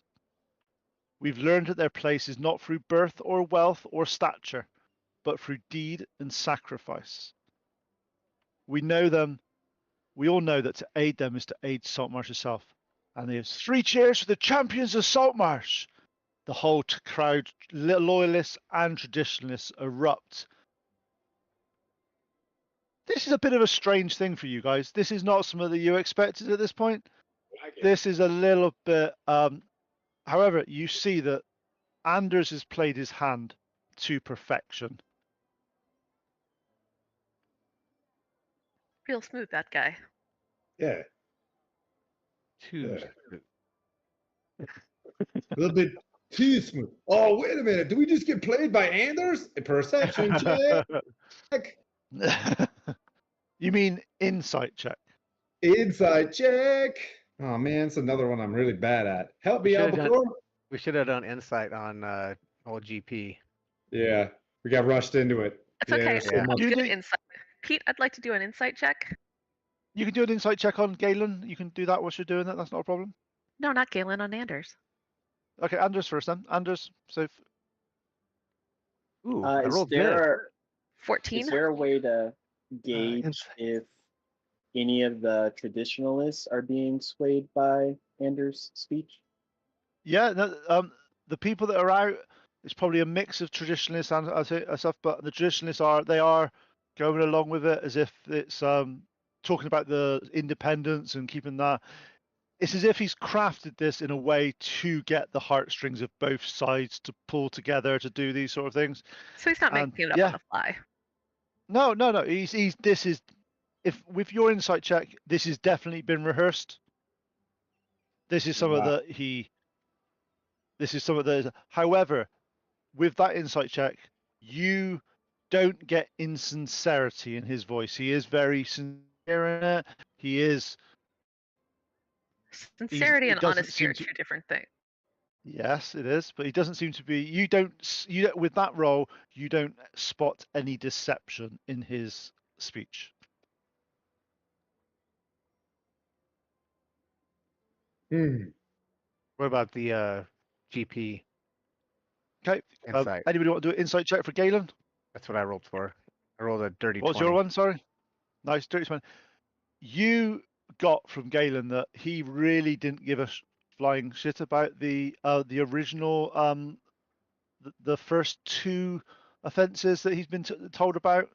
So that was, give me make sure he does that. So the trade thing and smuggling. However, when it mentioned slavery, you sort of shifted in that you think he was telling the truth about the slavery with a 20. Yeah. Or at least he was unaware of it, he didn't know about it, but you know that there is evidence of personal seals and all that sort of stuff. So the poorly written letter was done by Anders. Got it. It's all a plan. Who's gonna know? We need to level up so we can get like Zone of Truth and Detect Lies. We're not too strong yet, but what do you want us to do about this other place down in Tidewater, huh? What's your... I show the map, like, what about this right here? He's like, Anders puts his hand up, so we'll discuss that in the council chambers tomorrow. Let today be a today, and let enjoy the admiration of Saltmarsh whilst it's happening. You've been busy, you've done this. It won't, rest of the day, that's not going to cause any problem. Okie dokie. Where's Galen going? The jailhouse over there? Yep, Galen's being taken to the jailhouse, and he says, Galen, first thing, in the next few hours, you'll be taken to Baldur's Gate to the Lord's Alliance prison. You guys want to go back to the boulangerie, Lily's boulangerie, real quick and have a quick chat? Yeah, I think I left some bread cooling on a rack. If you guys want to help me go set those up. Yeah, well, and I walk backwards like, okay, being heroes was good. As he does that, you got a lot of the sort of the people from the Saltmarsh there, especially Rebecca and Lily. They're like, "Oh, I knew you guys would do well. Look at this now. Look, God, you'll be the hands of the hands of the council soon, acting like this. God, you guys are definitely on the up and up for this. This young, sort of local lads and lasses done well. That's always a good thing." And you are hearing like, "You know, Galen was slavery." That's like, God, that sums up a lot. Oh.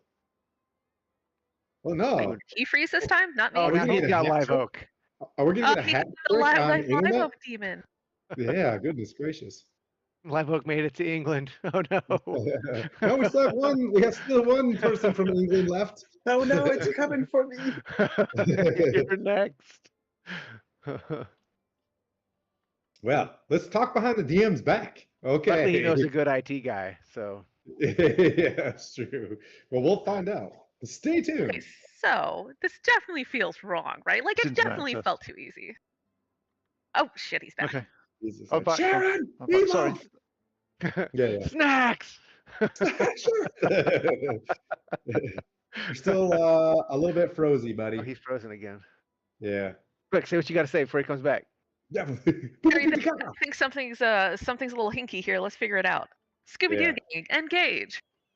Yes. Yeah, we definitely need to go to the boulangerie. One, we need to come up with a really cool name for ourselves, like, I don't know, the muffin The tide. boulangerie. Yeah. The Okay, so where did you lose boulangerie. me? Where did you lose me when I was discussing what happened? All of them? Okay, I think so you overheard various snippets of information as you were going back to the Lily's place, and you overheard that a lot of the people from are either absolutely horrified about Galen or going, "I knew there was something up with him. There's no way you get to this level of money and achieving without doing stuff dodgily." Lots of people are in favor of Anders and saying how well he dealt with this, and lots of them are very happy that this group's been put together, especially that there's residents of Saltmarsh from Lily and Rebecca in it, proving that local people can do well. So you make it back to Lily's house, Lily's bakery. You shut the door behind you. What do you guys want to talk about? Whoops. That's what I'll say. As soon as I get there, I'll be like, whoopsie. The baddies? I don't think we are the baddies. Yes, I think we played into the hand of a baddie. I think we got duped. Yeah, a little bit of duping happened there. I did so from out of character. I was surprised that you went all the way through Anders' stuff, all the way through to this. We've never once tried to question his integrity in any shape or form. He seems like a nice guy. Yeah, he seemed like a nice guy. He's a politician. Come off it. When do you ever believe politicians? Come on. They would Yeah. never lie. They take an oath No. that says they could never lie to the people. How? Yeah, he's How, so right. how dare you? However, Lily, your thing, you didn't sense that he was lying in his speech. Yeah, but there's a But- difference between not lying and not telling the whole truth. Yes. Okay, how about you this? mean being a politician? There's Yes. there's dough and flour on the table, right? And I'm like, regardez-vous. And I sit down and I go, okay, we got Team Anders over here, and I make a line. And we got GP guys, right? We got traditionalists and whatever.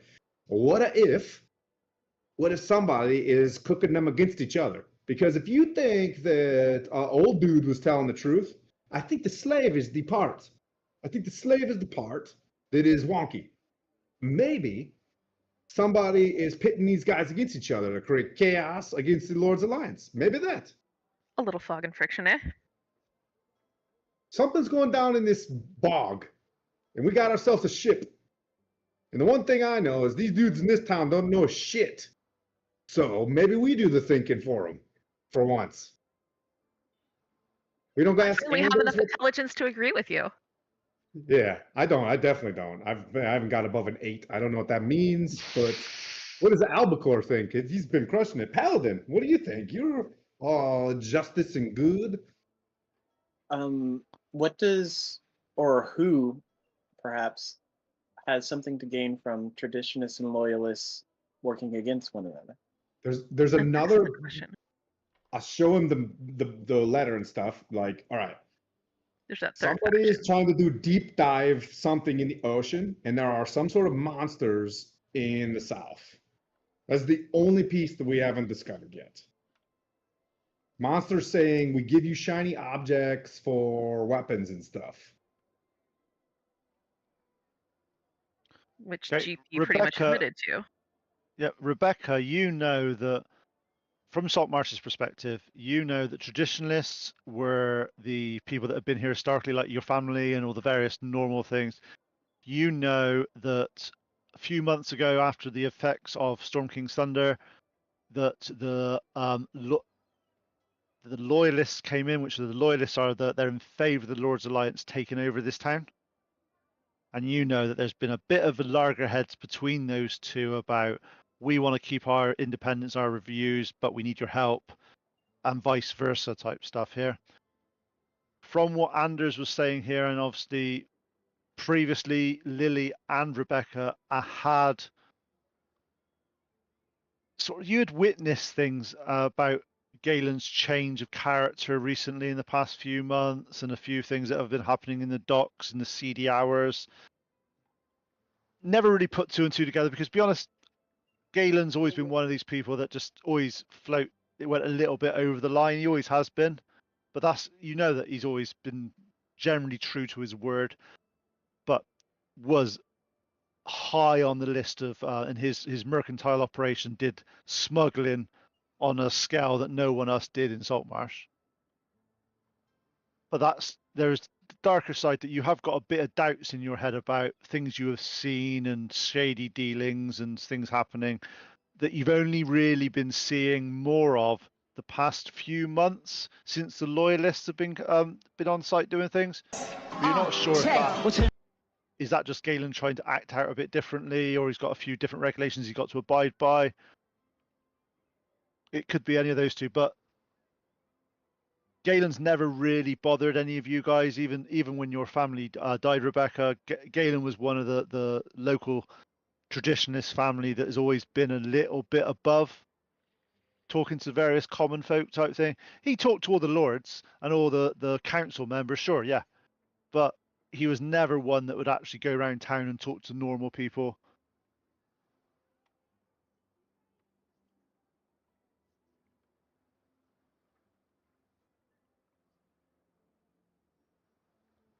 I was gonna ask Pretty Lady, what about that Keldak guy? He seems kind of creepy.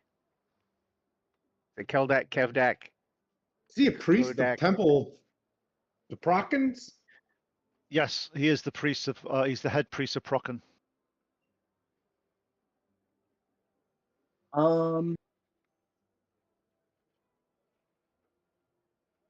I mean, he's sort of into magic adjacent things, arcane magic.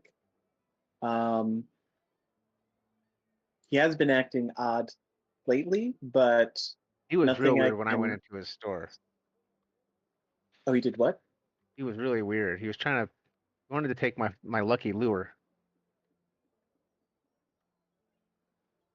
Yeah, Hmm, about sure. that. Your lure's kind of funny. You know that, right? Yeah, it's cute, huh? And it pulled over Sorry, my I got shoulder. that wrong. Kaldak is the wizard. Ignore me. It's not. He's not the priest of Procken. Sorry, wrong one. That's my bad. So yeah, he was the one that runs the magic store. Thank you very much, you two.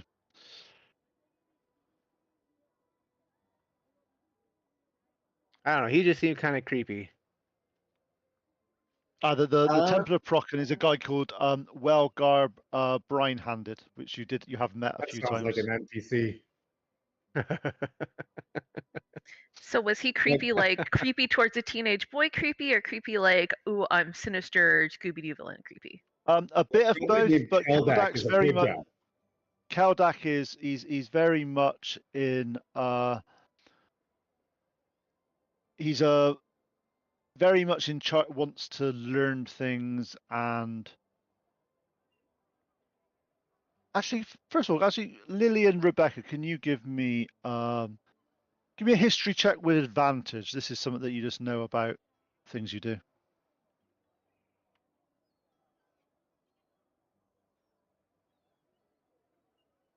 There goes that dice. Let me roll the other one. 17. Nice, 14. nice. Okay. You know, Keldak's been around for quite a few years now, like 10, 15 years ago. He's in a 3-story tower just outside. Where's 6 on this? On the southern peninsula of Saltmarsh. There's always lots of like stories about Kaldak and various things. He's got his shop. He does a few things. He's also he knows lots of interesting bits of information. But there was always, especially growing up as a kid, you did all the classic things like no one ever trusted Kaldak.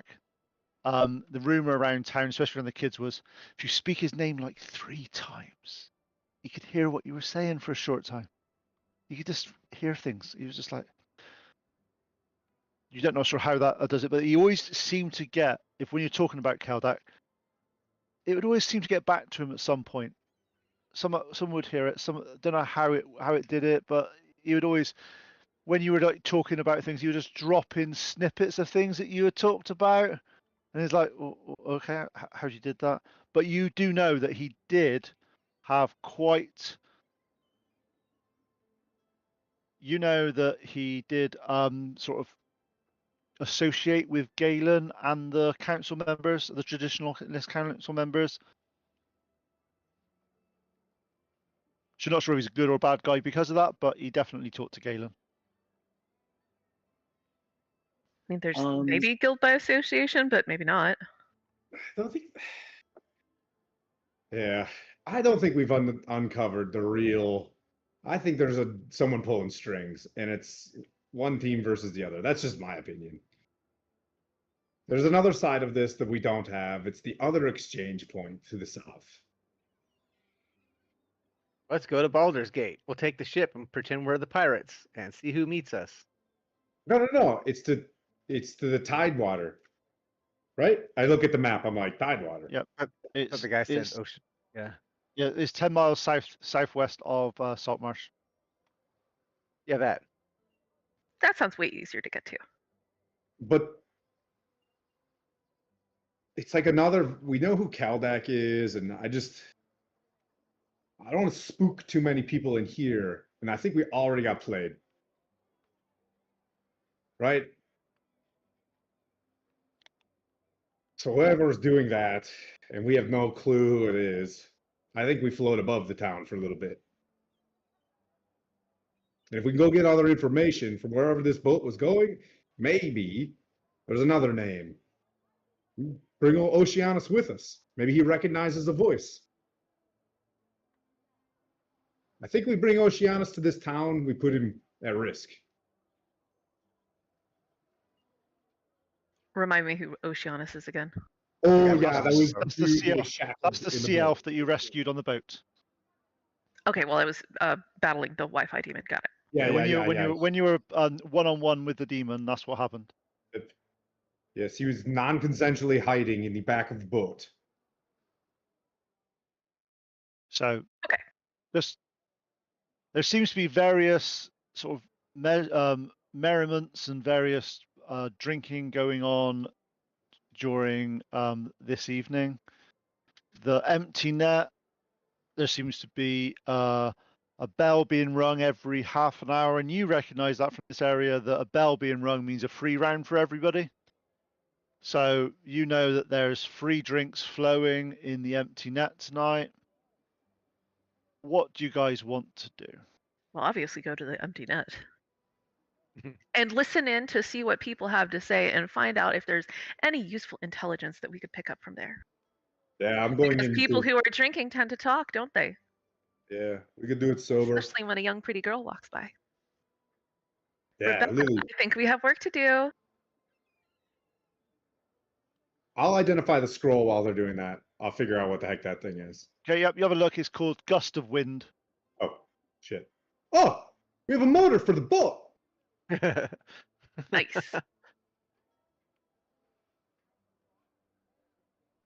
me 2 seconds. Let me find my notes on this. As you go to the empty net, you see this is the busiest it's been for a very, very long time. You're seeing traditionalists, you're seeing loyalists, you're seeing off-duty guards. Give me 2 seconds.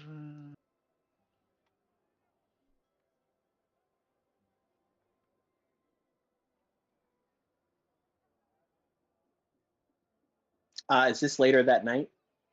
Yes. Or okay.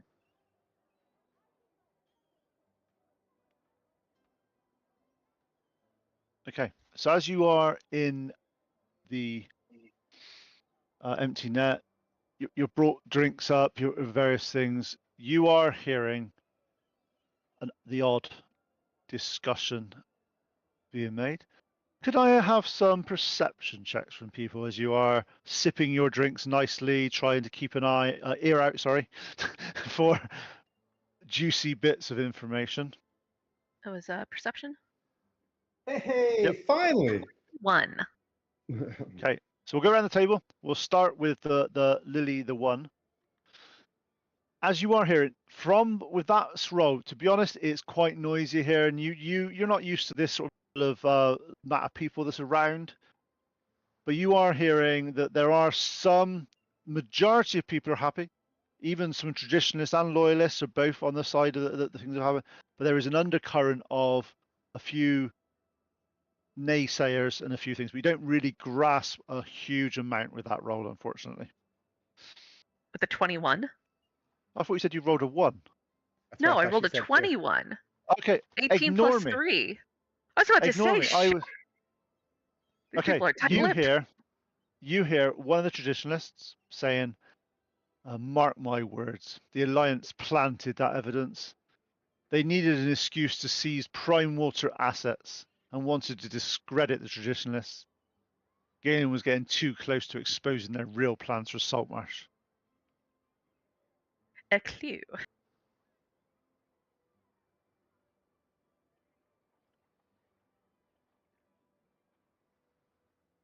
Okay. Is this a rumors table? I love it. I have a whole lot of table for these sort of things, yeah, because I had to make them all up. Give me 2 seconds. So who wishes to go? Actually, we'll go around the table. So Rebecca as the next person. Give me a roll.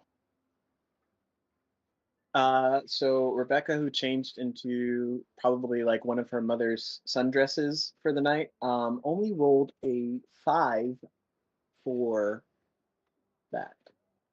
Oh, okay, that's fine. That's what happens with dice. You got to love dice. They're great. Okay.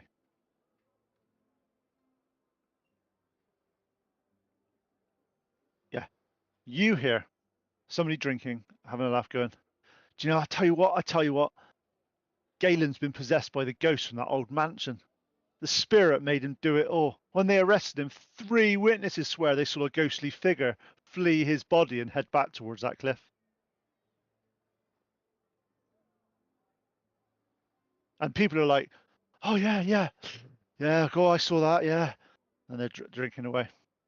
I saw the leprechaun. Al, what have you rolling for your perception? 21. Nice.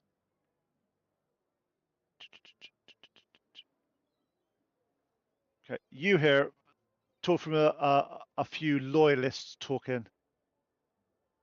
I heard from my cousin who works down at the harbour that Galen had enough chains and shackles to outfit a small army. Makes you wonder how long this has been going on, doesn't it? Okay. That makes me feel a little better. And Anton, 18. God, what have you rolled double digits, mate? That's like amazing for you. I know. I would have rolled higher, but Becky is wearing a sundress, and I'm like, oh, okay. We're on a mission, okay? Yeah, I'm on a mission too, Becky. You hear a talk of not sure where this has come from. As you look around, you can't seem to make out the voice. But you hear Welgar at the temple says Procon himself guided those adventurers to the truth.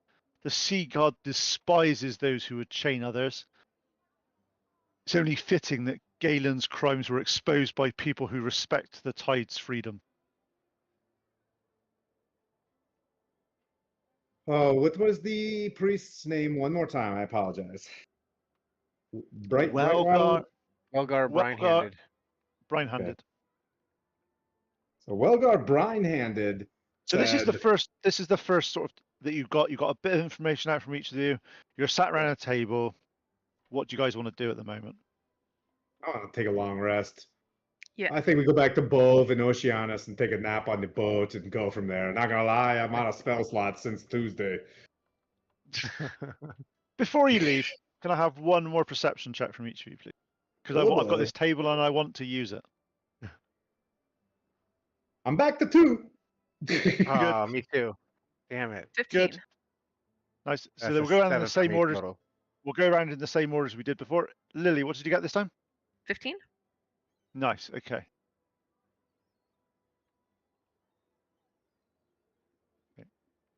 You hear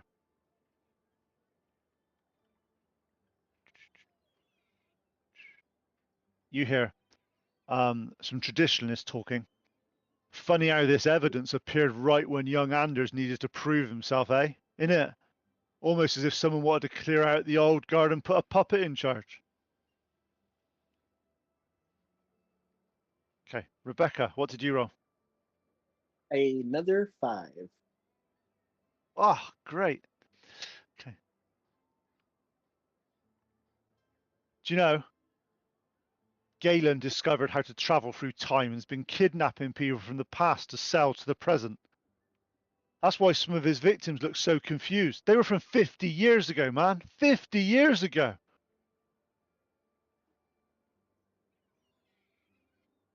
Al, what did you draw? 7. Nice. You here. Do you remember those frost giants from like 6 months ago? They're back, but they're invisible. Galen was secretly feeding them information about Saltmarsh's defenses in exchange for the magic that made him younger.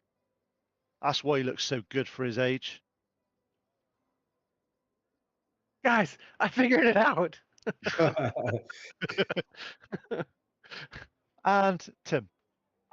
A 2. Okay, you hear.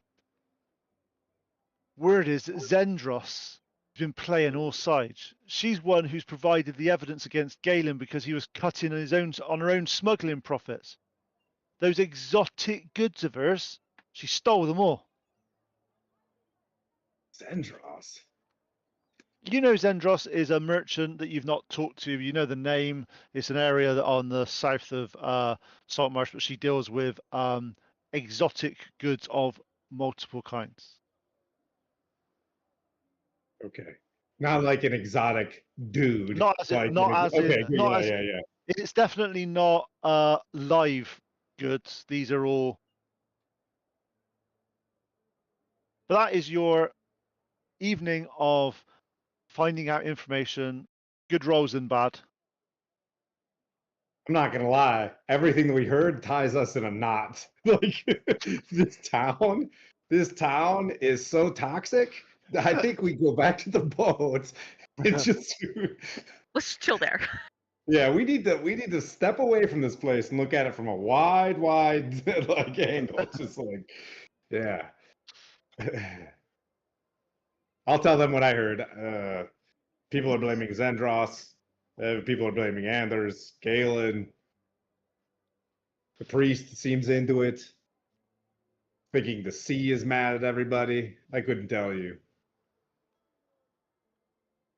But we do know that there are more baddies to the south. Okay.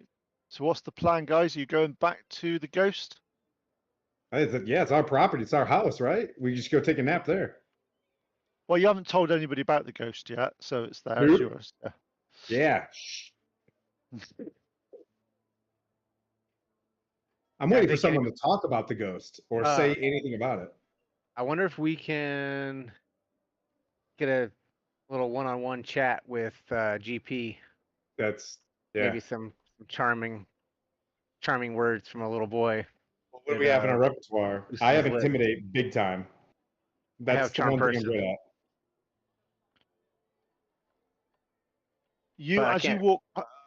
As you walk past the guard place, obviously the small jail that's in town, you do notice that outside of this jail there are 5 Alliance guards, all ready to sort of are just about to walk in to get Galen. I have a +5 in persuasion. What if we go in there and be like, "Yo, I can get you out of this mess. If you got to tell us something, like you gotta give us something." Because if he was dealing with a little bit of smuggling, he's got to give us a name of some nefarious person that might be pulling the strings on this stuff. And it can't be Anders. It can't be the priest. It can't be Keldak. You know what I mean? Like who else is out there? Or maybe who's out in the swamp?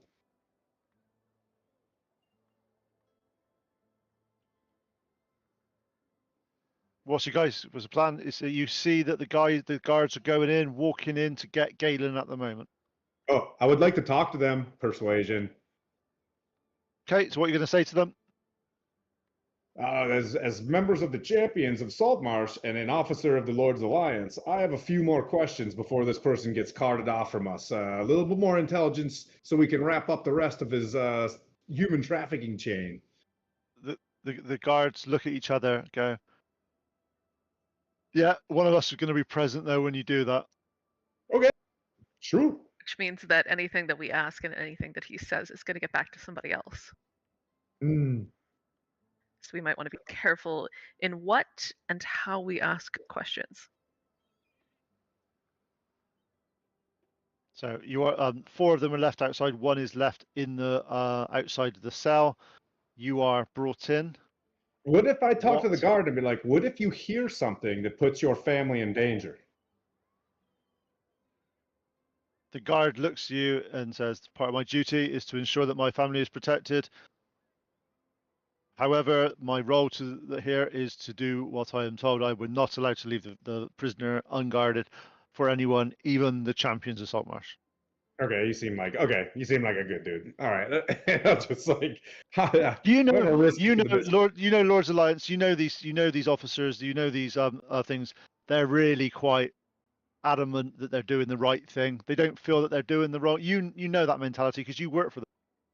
Stormtrooper 3. Got it. Yes. And that's what his name is above his like it's Yeah, Stormtrooper 4. Okay.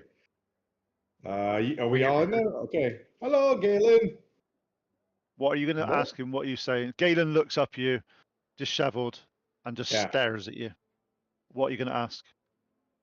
Maybe this case is not completely over. Maybe there are others involved. Maybe with your help, we could get deeper into the issues here and maybe procure your freedoms.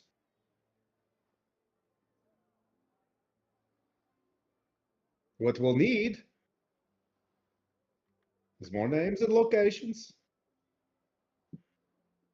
It's got to be. Who are you dealing with in Tidewater? So as he looks up, you see that his glazed expression. He's like, the famous champions of Saltmarsh, come to gloat over the fallen merchant prince, or perhaps you've come seeking the truth. Bit of both. I must say, I take it was you that done this investigation. He looked around. He wouldn't have been that Anders chap. He's always been incompetent. Professionally speaking, I'm most impressed by how completely you dismantled my operations. Thanks.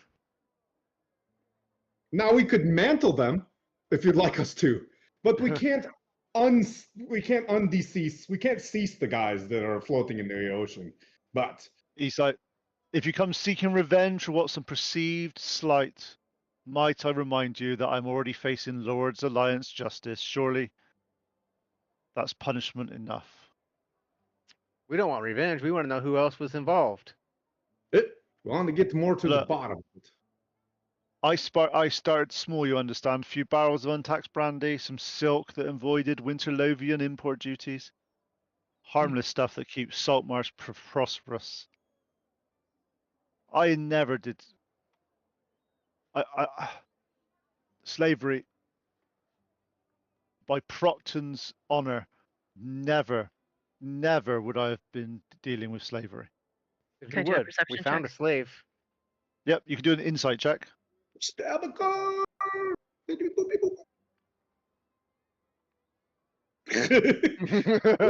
20 Yeah. plus 5. 25. Yep, he is being completely honest with you. Well, shit, I wasted a 20. Well, okay. You're one. Here's something that's really good. You're safe right now. You got lots of guards, and you got a nice room and stuff, but we are going to get to the bottom of this. You need to help us. Who deals with slaves? Who would grab and snatch up slaves? What's going on in Tidewater? He's like, look, the smuggling routes, the safe houses, the lanterns, who the buyers are, I know. I know all of it. I know the signals. I know the codes. I know the meeting places. Look, I totally, I'm never going to deny that I have been circumventing duty where duty needs to be paid. But what got me was you had one with my personal seal on it. There's only one person that has access to my personal seal other than myself, and that's Scarron, my steward. Good Lord, if it's him, he's been with my family for years. The dude's name's Scarab? Scarron, Skerrin, Scarron. He's been scaring people all over the place. Does Scaron stay on your mansion property? Yes, he is my manservant. He's been with me since I was a child. In the event of situations such as this where you are held in custody, is there anything that he would be in charge of? No, the house. He is the one that is able to maintain my businesses and do all this normal stuff. He's never Fair been. As you start talking, he's like, you see, like realization hits him. And he's like, No. Now that you mention it, he did seem remarkably well informed about the Alliance procedures for someone who's been in Saltmarsh for... No, it can't be. No. It was And Thomas Sparrow. Scaren's family is he from Oh, Saltmarsh? no, he was here as a young lad. He moved in. He was brought in to be a manservant. He worked his way up through the ranks and various things. Always proven loyal. You see him like tripping over the word as he's saying it. I've known him for years. It won't be Scarron. It can't be Scarron. No. I think it's to scare him. I think, yeah. I've known you for like 2 minutes. Well, okay. And you think Scarum is in your Chateau Maison right now? Oh. I would have presumed him to be. I'd also presume him to be legislating and sort of lobbying the council on my behalf to get me freed. It's only a matter of time before I'm freed. I've got friends in high places.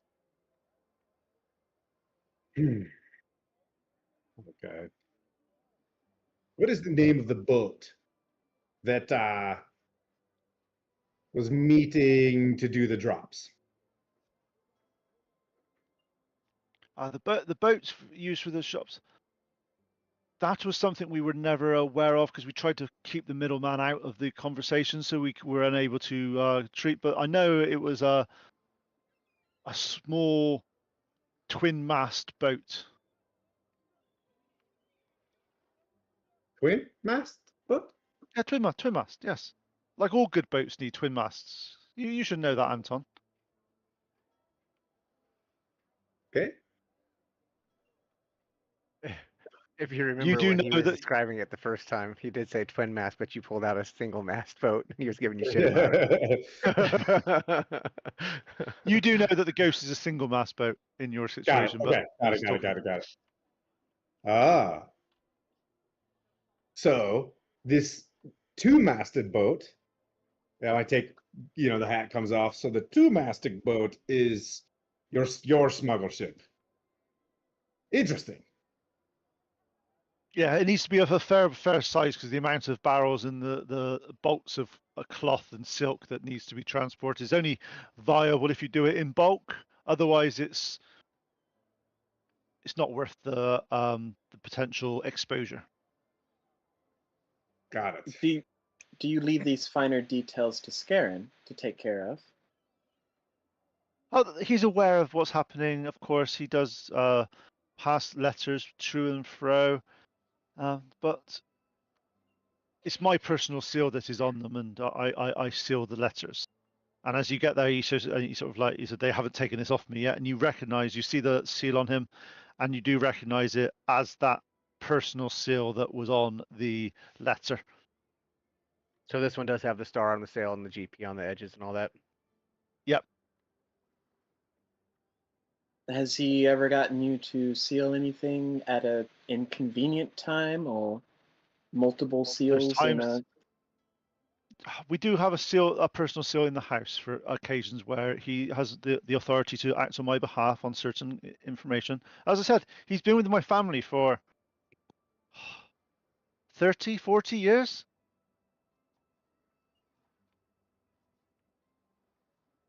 Best to do it like early in the morning.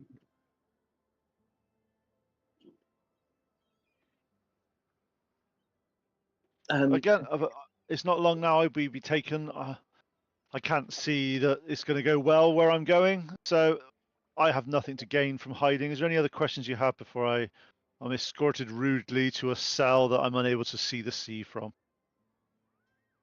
Is there anything you would like us to ask Scaren on your behalf?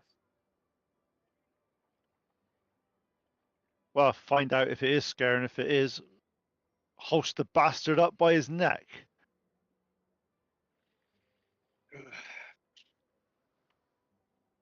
We need to delay. Okay. Huddle. Would Antoine know how soon people get shipped out of Saltmarsh? if They they're were They're like, "By taking him. tomorrow." They're trying to take him now. You've just Yeah. interrupted them being taken.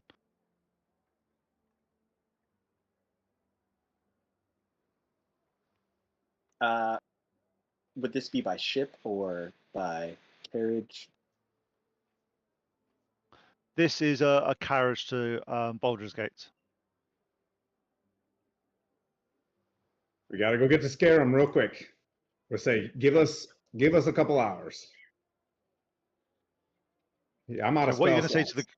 Me too. What are you going to say to the guards? I'll persuade them. Be like, look, hey, I mean, there's more to this. We are not like investigators. We were sent to go look for some stuff. We came into this, we found slaves, we found all these things. We took it back to the mayor like we were told to, but I think there's way more to this. If you take this guy out of here and he's innocent, you need to give us a couple hours to go sort something out. The guards go, look, I understand that you are be able to act on the council behalf, but we are going to have to get permission from the council to delay this any further. How long That will should that take a couple hours. You go do that, and we'll be right back. You see one of the guys sort of sigh and go, red tape for red tape's sake, fine. Yeah. And 3 of the guards go off to the council chambers, and 2 hold back and stay at the inn. What are you guys going to do? Sprint Line to the banner. castle. Get a little rest. I don't think we have time for that. We don't have time. We got to go find Scarum. I mean, if he's still there. But If- on the way, in pursuit of heading towards the mansion, Rebecca will relay that for someone who was a member of the council, speaking of Anders, not wanting to look into further evidence, holding it off for tomorrow, it seems like this is a quick turnaround for getting rid of an ex-council member from Saltmarsh. We weren't done with our investigation. He just closed our investigation. You know what I'm saying? We said, hey, this is what we got. And then we were railroaded. There we go. Council members are just politicians. As soon as they see a win, they go for it. Yeah, right. You're with us then. Can we slow roll this a little bit? Good job. Thanks. Free baguette for Rebecca. Free bad. But yes, Rebecca or Lily would kind of direct where Galen's mansion is, at least within Saltmarsh. Over that away.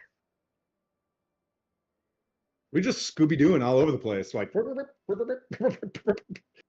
I hope we don't get into combat because I'm not wearing my armor. What's your armor like on your sundress? What's your armor like on it's your a sundress? 12. It's a solid 12. It definitely has a distraction element, I'm sure.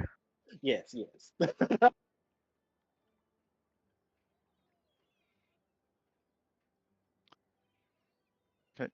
So, as you're taken to the Primewater Mansion.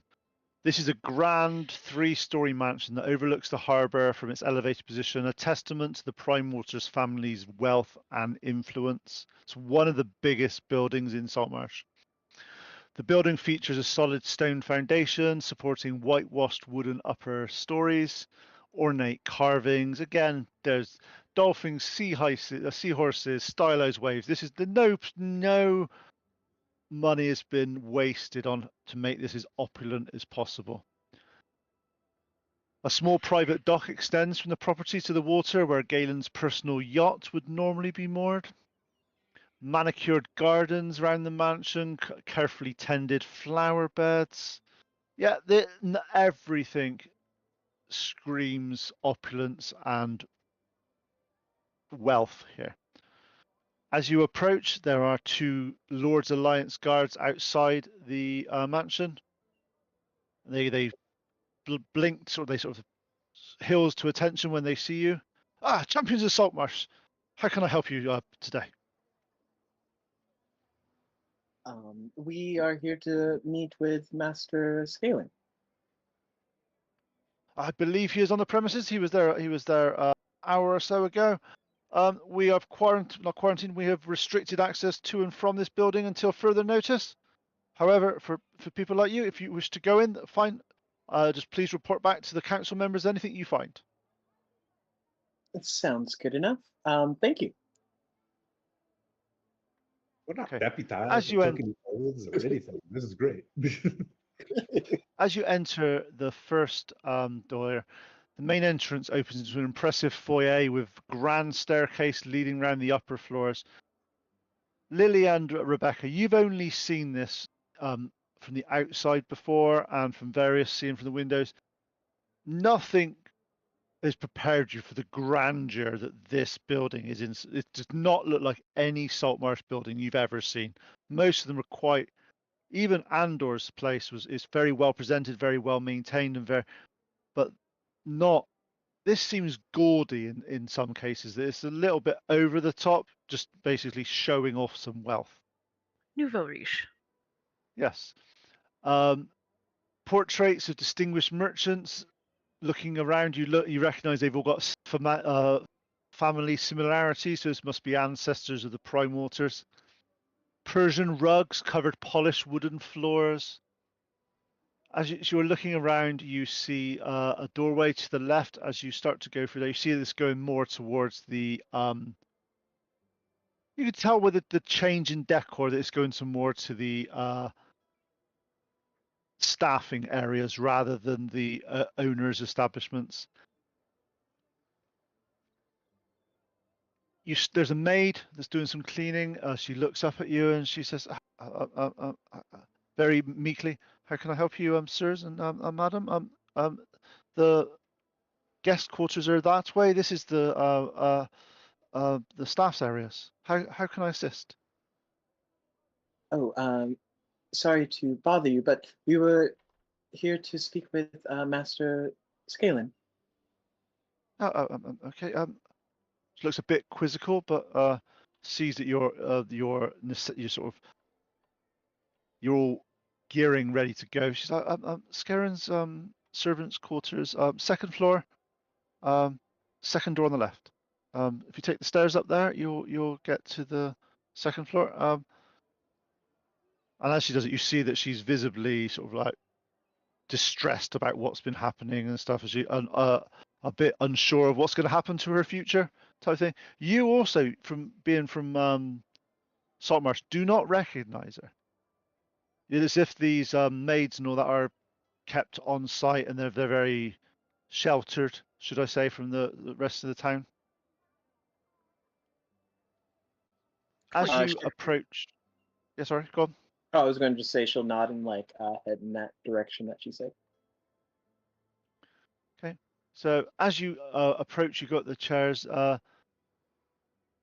Unlike the opulent main rooms, this area is more modest but still well appointed. They must have treated his staff decently. This is not hovel conditions by any stretch of the imagination. As you get to the second door, you turn. Scaren's door stands slightly ajar. Pushing it open reveals a scene of barely controlled chaos that contrasts sharply what's clearly once an extremely organized space. An overturned desk. A writing desk has been hastily ransacked, its drawers pulled out, and contents scattered across the floor. Quills lie broken, ink has spilled across several papers, although, to be honest, the writing's quite smudged to read. The wardrobe stands open, revealing empty hangers where conservative suits once hung. A few garments remain, those too bulky or obvious to be packed. The bed has just been left, not been stripped. Can I have some investigation checks from you guys, please?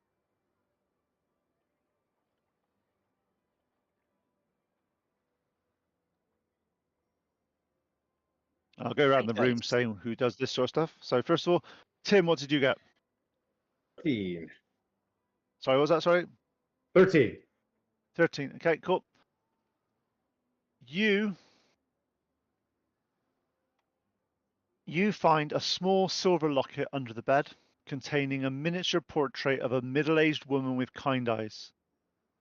On the back is an inscription in Luskan dialect that reads, "Until the tide turns, my son."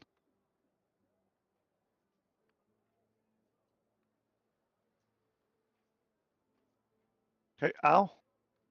15. 15.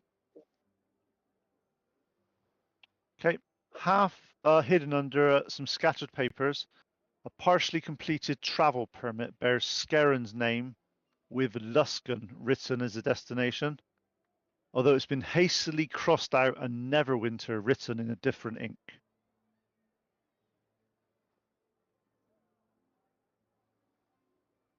Lily. 19. Okay. Wedged behind the small mirror is a small black badge bearing the symbol of a winged serpent. It has been deliberately bent as if someone tried to destroy it but abandoned the effort. Serpent badge. Is that a symbol that I recognize or would know of? Give me a history check.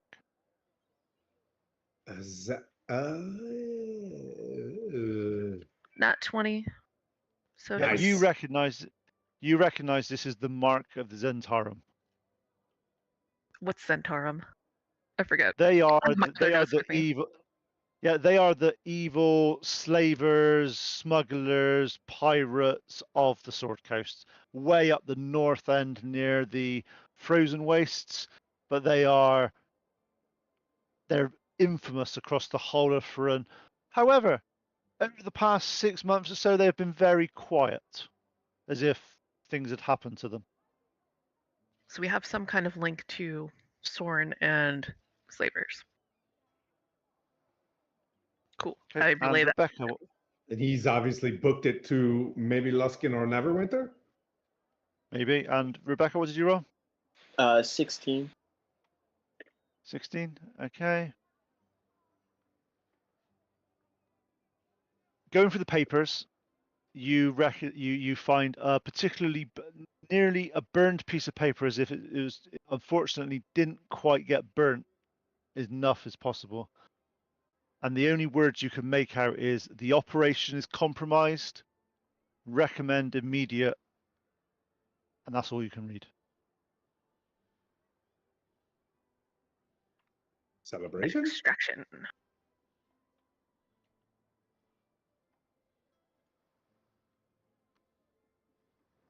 So the room like clearly looks like someone who hastily has. Oh, it looks like gathered their it looks things like he to went there, ransacked it, tried to get rid of some evidence, take things, and get the hell out of here. I gotta check to see what boats just left and where they went. Okay. So how are you going to the private dock for that? Or are you going to the main Oh, dock? they took the yacht. He took the yacht because the yacht would have been gone, right? Yep. They were asking around which direction did the yacht go. Scarron hastily said he had to pick up something for the master, and he went north.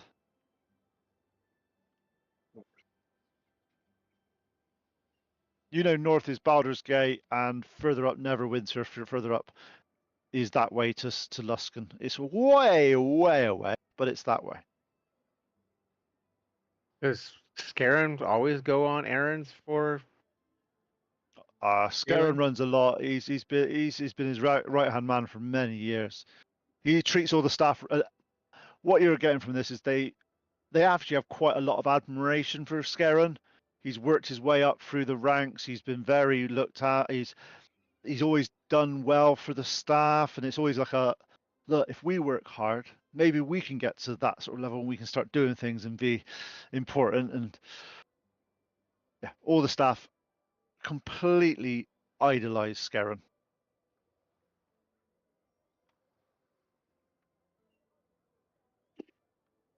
Looking amongst the party, any of this information something we should report to the Alliance? for sure. He's innocent. This guy's been a Zent the whole time. We can lay that out to the council, and they can do what they wish, and that is democracy. Whether or not the Lord's Alliance troops want to take him or not, that's on them. But it does sway that there was a baddie in that guy's group, and there is not enough evidence to say that he was doing nothing more than smuggling. And there's a dang good chance that this dude, who was tied to a group of Zentarum, is involved with slavery. Now, does GP know this? I don't know, but there is a missing dude right now who is definitely Zentarum. Would the council just blame it as GP being sympathizers with the Zentarum? We've got to let them decide, right? We know what we want. Maybe we chase this ship down, right? I don't know how. If he's a yacht and goes to a two-masted ship, he's out of here. We don't have the means to catch him. I got gust of wind. Wait. But we don't know how big that boat is. You know? Do we take the Lord's Alliance ship to the north and hunt them down? I don't know. I've talked to too many NPCs today. It's as if there's been lots of lore and lots of things that DM's prepared for all these different possibilities, and you've actually done all the things you needed to do. This is great as a DM. I The mean, only thing we currently, haven't checked is the map. But this seems to be going to the south.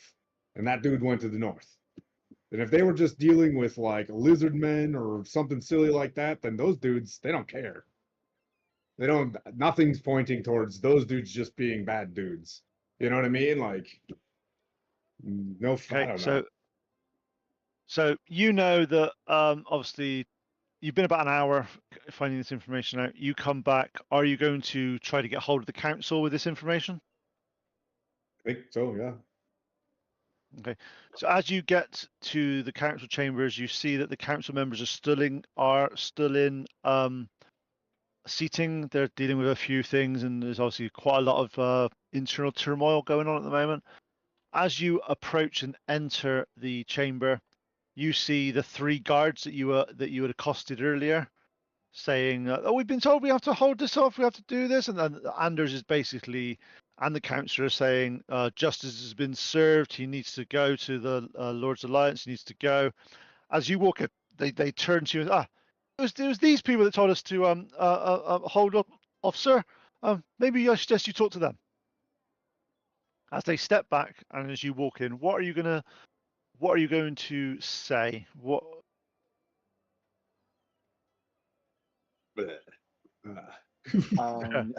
All of the stuff.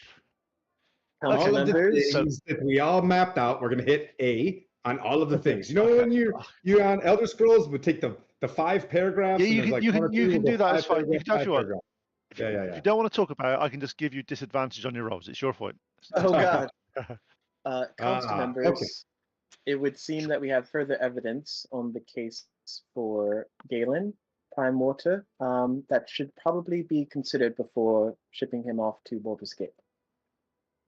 Okay, so as you start discussing it, you go through, the party arrives, you're bringing evidence that Scarin's Zentarum connections, you bring his badge. Anders setting down his quill, his voice steady with an undercurrent of concern. Scarin Wave Chaser. Zentarum agent? In Galen's household? For how long has he been there?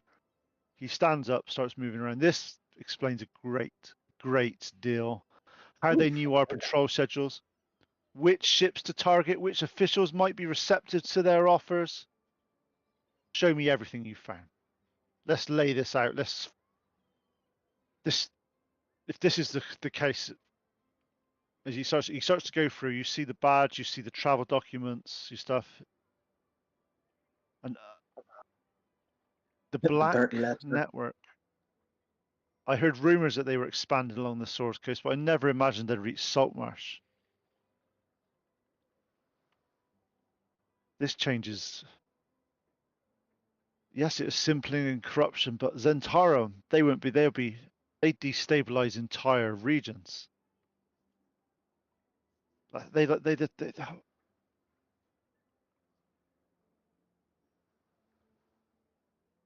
So where Scarron's gone north in the yacht, you say? That's the rumor. Yeah, there's a yacht. There's a missing Supposedly- two-masted ship out there that we're unaware of. There's the big operations.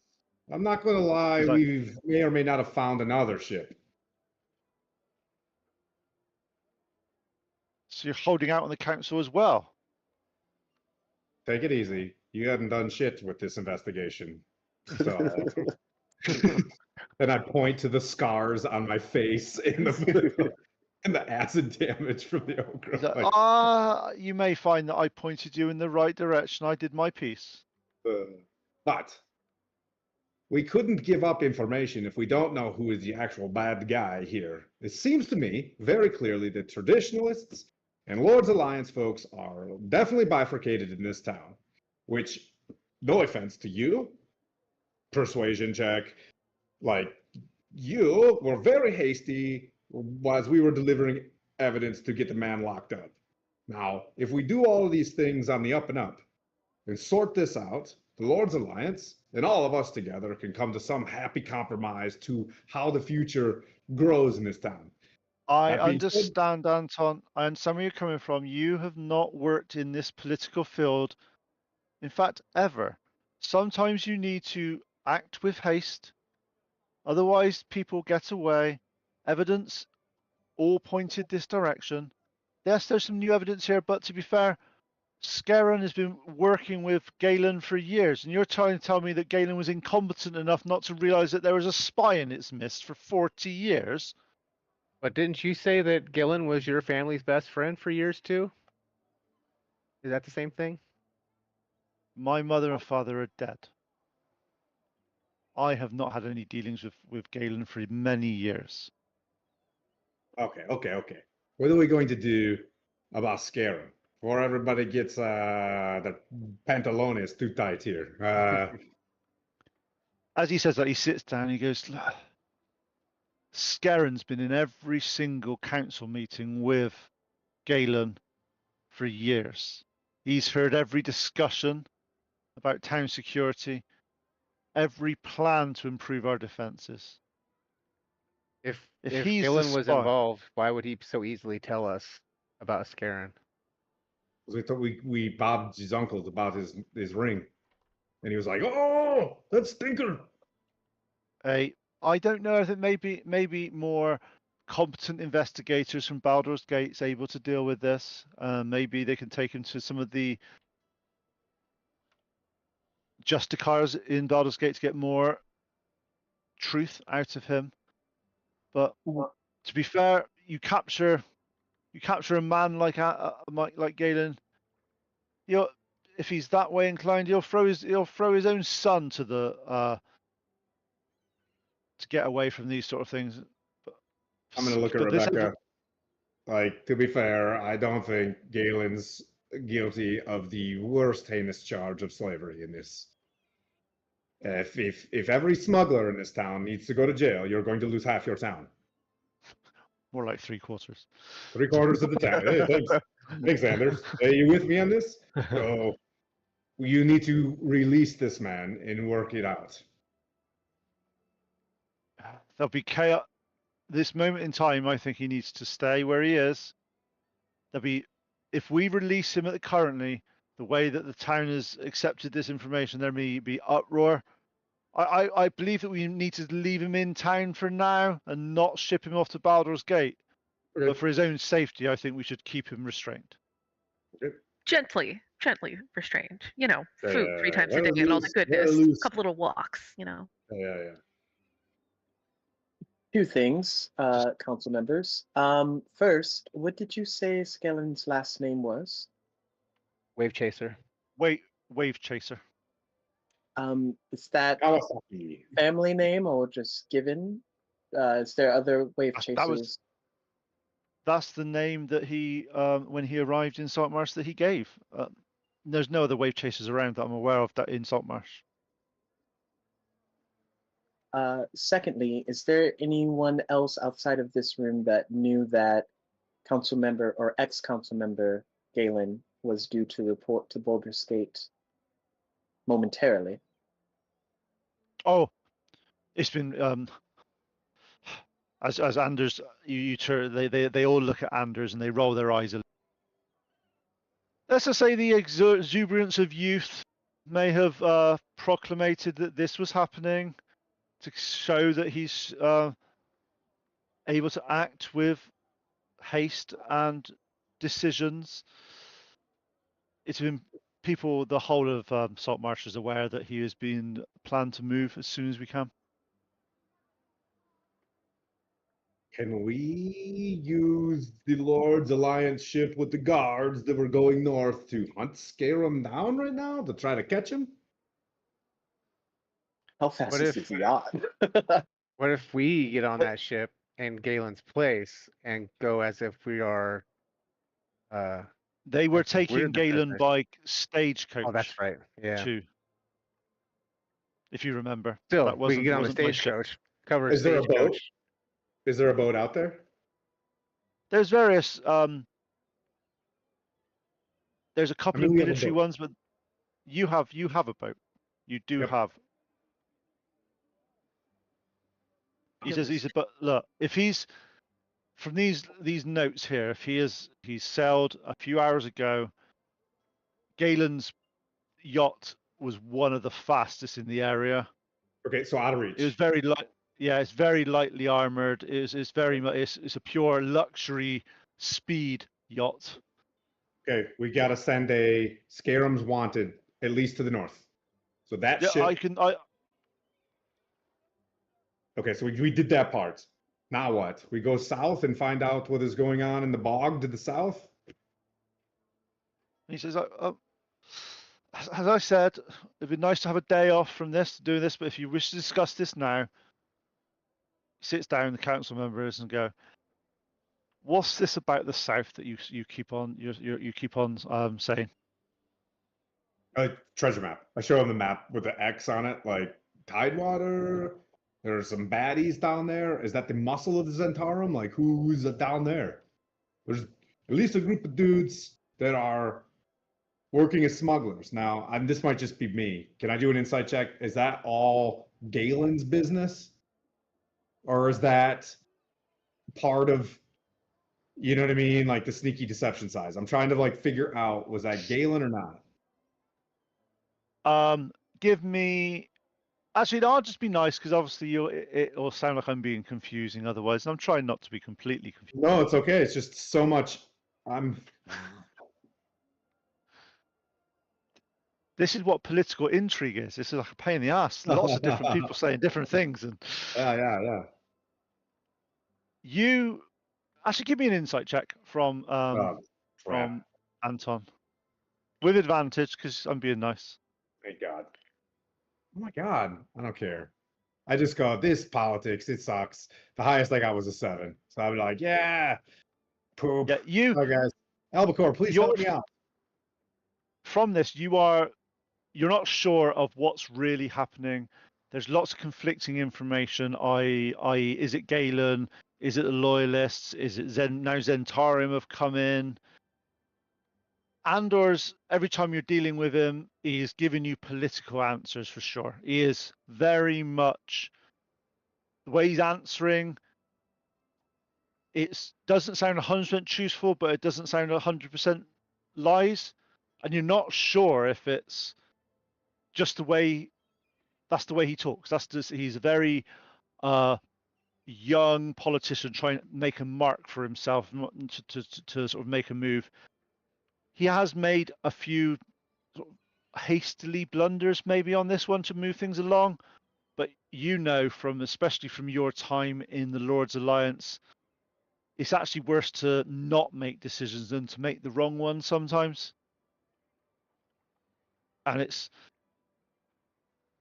so you're not quite sure. He definitely, you're putting this down to like youthful exuberance more than outright deception on Anders' behalf. He just looks like he's trying to make a name for himself.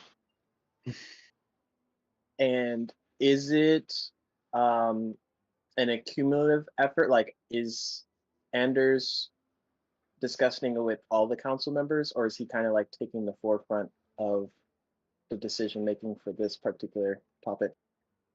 No, he seems to be adding in, and actually, you've not really dealt with a lot of the council members in their entirety. You've only ever dealt with them one-on-one. And just give me 2 seconds.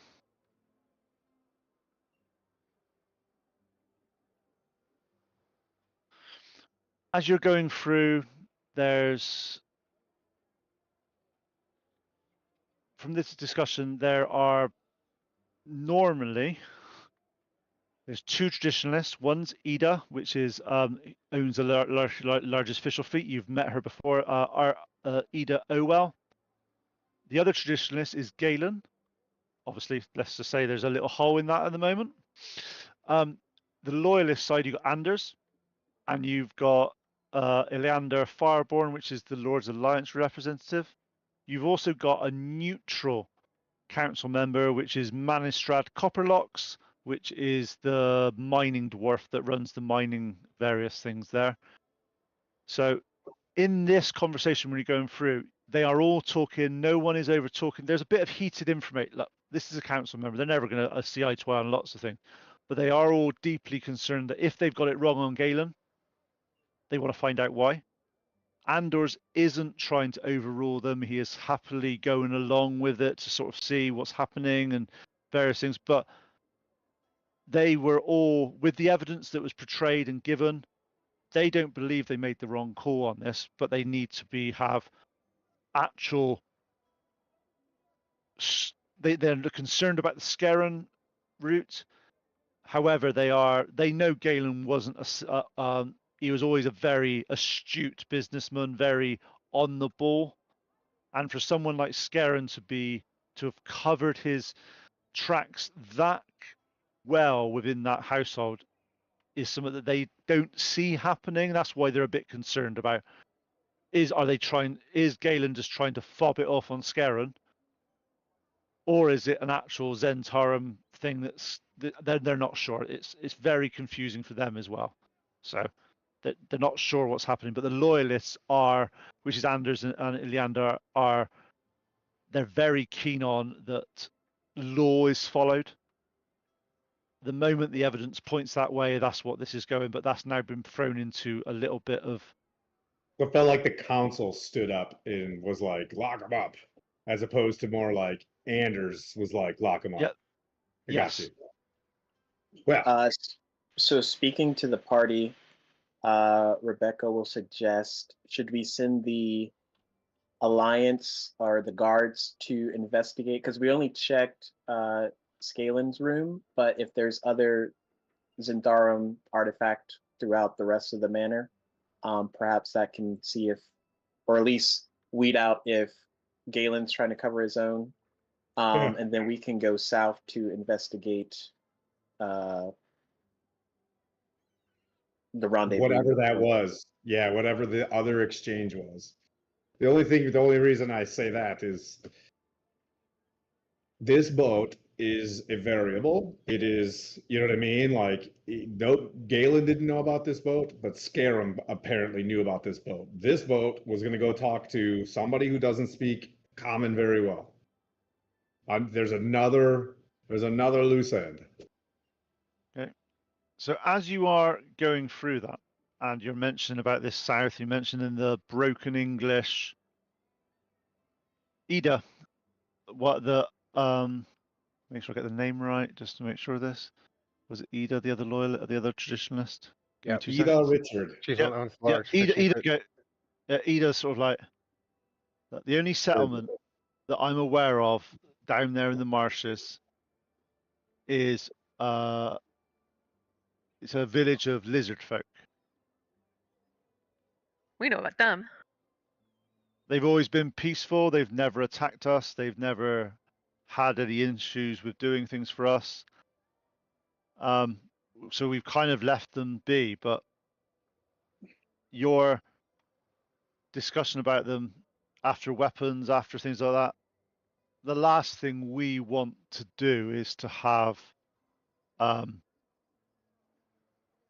We don't want them to be armed across their side of things. But look, I will reiterate here. The rest of the council are new. They won't have the history here. But if you do go and look and see what's happening, but can you investigate? Don't cause hostility between the lizard folk. Find out what's happening. Do some due diligence. Looking at Anders, she says, we know what moving hastily into things can cause. We need to ensure that we are doing this in a thought out and methodical way. All I want to know, if the lizard folk are just down there doing, they're farming and they're fishing and hanging out doing tribe guy stuff and it's normal, or is there like a dude down there that doesn't fit in, that's kind of scaring them? You know what I mean? Or the Zentarum moving everybody against each other. If the southern flank is good to go, then the campaign's over. We won. As I said, I'll reiterate again, this is an investigation, not a military operation. Your job is to find their settlement, observe their capabilities, intentions, determine what they know, why are they after these weapons, what's happening, and blow them up. JK, LOL, PMP, she's LMAMFO. Cal, if you want, they're pretty strong. They are pretty strong. So, Anton, look, your naval experience will tell you what coordinated underwater movements mean. Look, see what happens. Find out. See what happens. You might find some more about the lizard folk, but that's the FAFO tactic. Totally familiar. Right. But look, we understand that you're champions of Saltmarsh, but we also understand that you don't do these things for free. Yeah. For what you're doing here, we'll give the champions of Saltmarsh 500 gold pieces if you go investigate these lizard folk, see what's happening. No.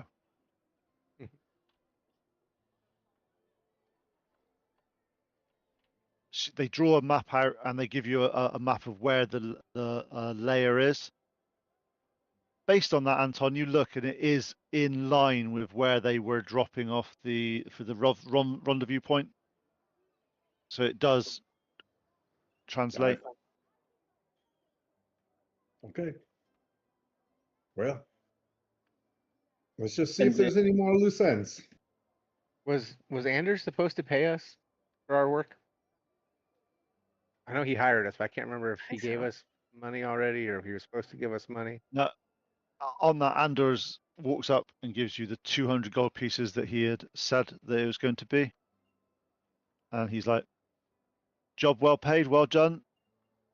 And at that point, as you pick up the 200 gold, you see a little gold crown appear on your head and go, ba-da-da-ling, as you all feel more experienced and more powerful. And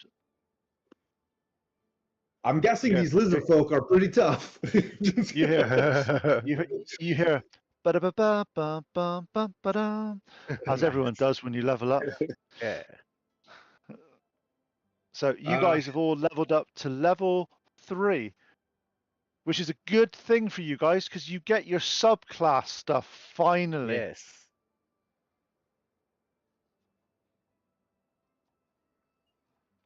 To reiterate, do you guys think you can do that reasonably sharpish, or would you prefer to do it after the session? I'm doing it right now. Okay. Is the council sending word to Neverwinter to look out for Galen, and then also investigating Galen's mansion? Yep, they are sending the forces in those 2 directions for you.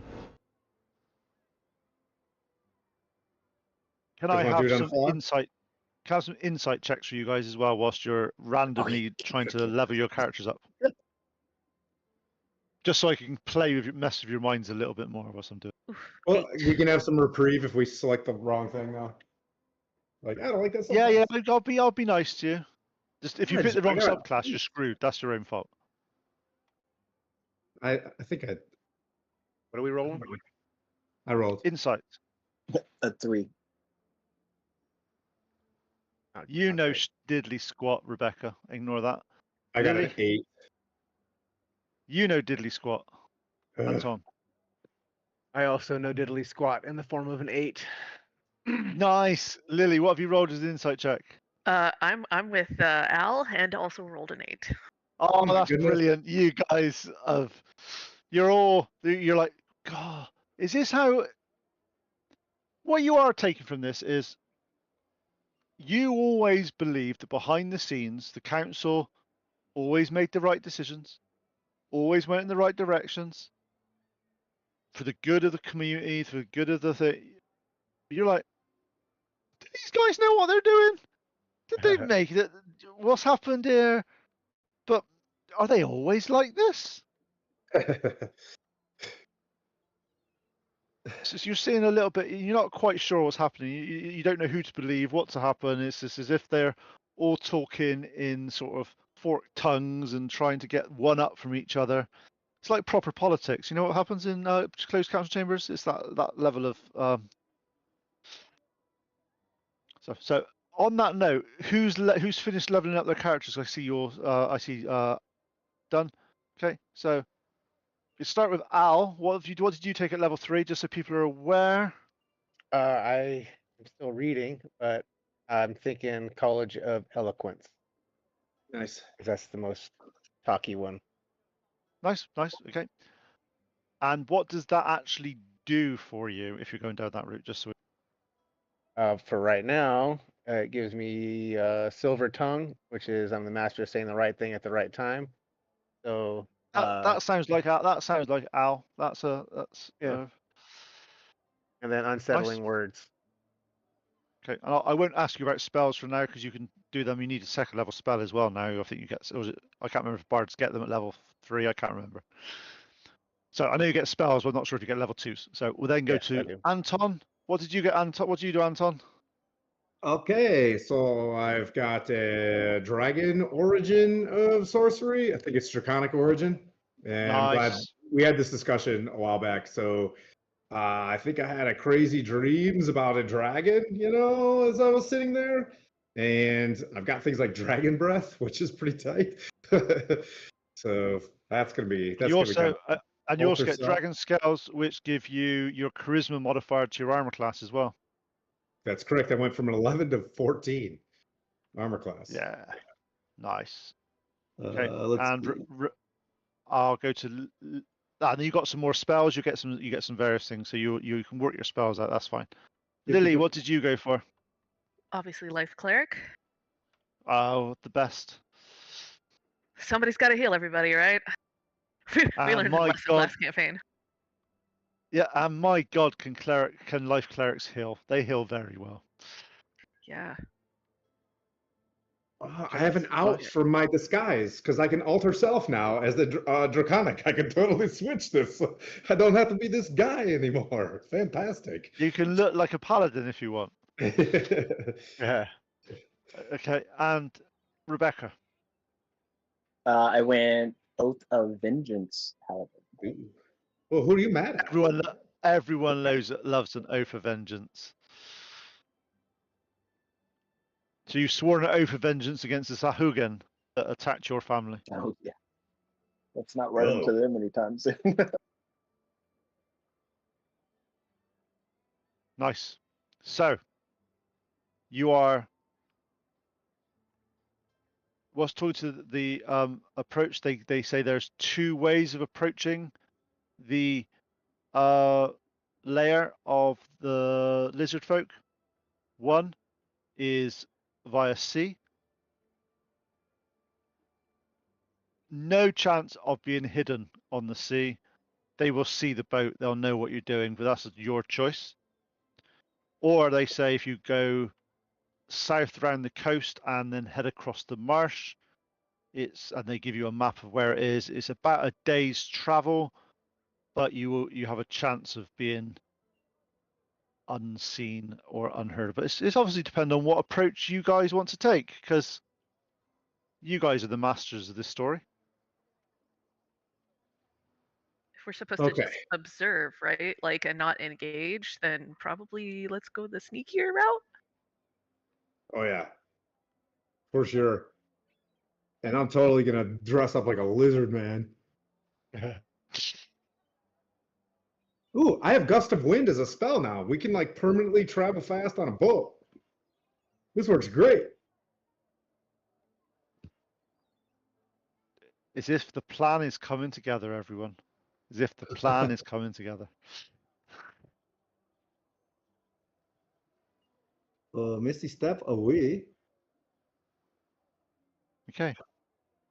How do you wish to? Obviously, it's late in the evening at the moment. Oh, we need a rest for sure. You might need a long rest because who needs spell slots? Apparently, they're overrated by everybody. You can just don't worry about it. Oh, Misty step's no longer a reaction. Lame. It never was. Really? Action. It was a bonus action. Oh, got you. Ooh, do I want knock? Yeah, we're gonna go back on the boat and rest and like aim towards the south. Can't we just sleep there? I mean, it's kind of We our sleep- boat now. Can we sleep Okay, on you the just boat? confused We me. have to drive You've it though, just right? confused. You've just confused me. Oh yeah, I we're going thought by you land. said you were going the sneaky route by land, and you've just said you want to get back on your ship. Oh. So I'm confused. Which do you want to do? Just so I know. I think the sneaky route Sneaky. because they're really good at water tactics and they could sink our boat.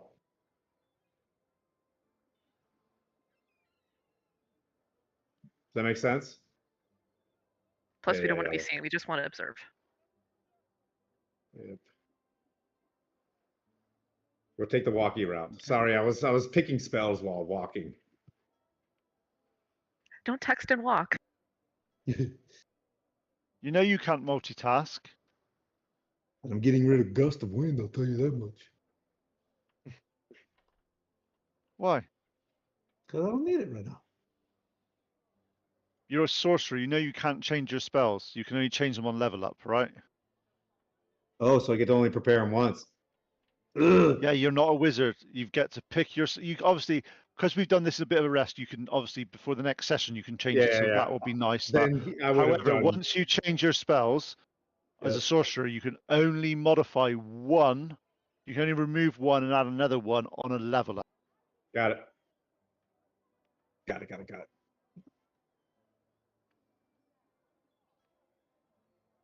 Well, I'll keep gust of wind. Bless you. Maybe you can knock over a student or a lizard guy. Okay. So you go home, you rest for the evening with conflicting information in your heart of did you do the right thing? Have you found the right information? What's happening here? But you know that you've done the right thing in terms of stopping Galen from being sent off to Baldur's Gate, find some more information out and make some more decisions based on that. But my God, you didn't sign up for this level of politics. You've signed up for just sorting out and making some money and adventuring, but seems to have been sort of drawn in by the political ramifications of all the different areas, of the different factions. In the morning, you meet up, you have some freshly baked bread before you leave.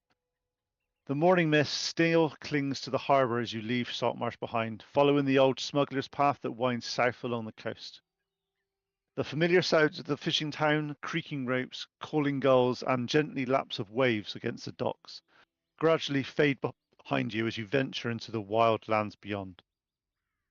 The path remains solid enough, a worn track that through a hardy coastal grasslands that are bent and whisper in the salt-tinged breeze. To your right, the Sea of Swords stretched out endlessly towards the horizon, its surface catching in early sunlight. To your left, the land gradually softens, becoming increasingly marshy as freshwater streams from inland mix with the tidal influences of the coast. Within a few hours of walking, the character of the landscape changes dramatically. The solid ground gives way to a maze of channels, mudflats, and patches of seemingly solid earth that may or may not support your weight. Tall marshland grasses, some reaching above your heads, create a natural labyrinth that limits visibility to just a few dozen feet in any direction. The airs grow thick and humid, heavy with the scent of brackish water, decomposing vegetation, and an earthy primordial smell that speaks of ancient waters and secrets buried in the mud.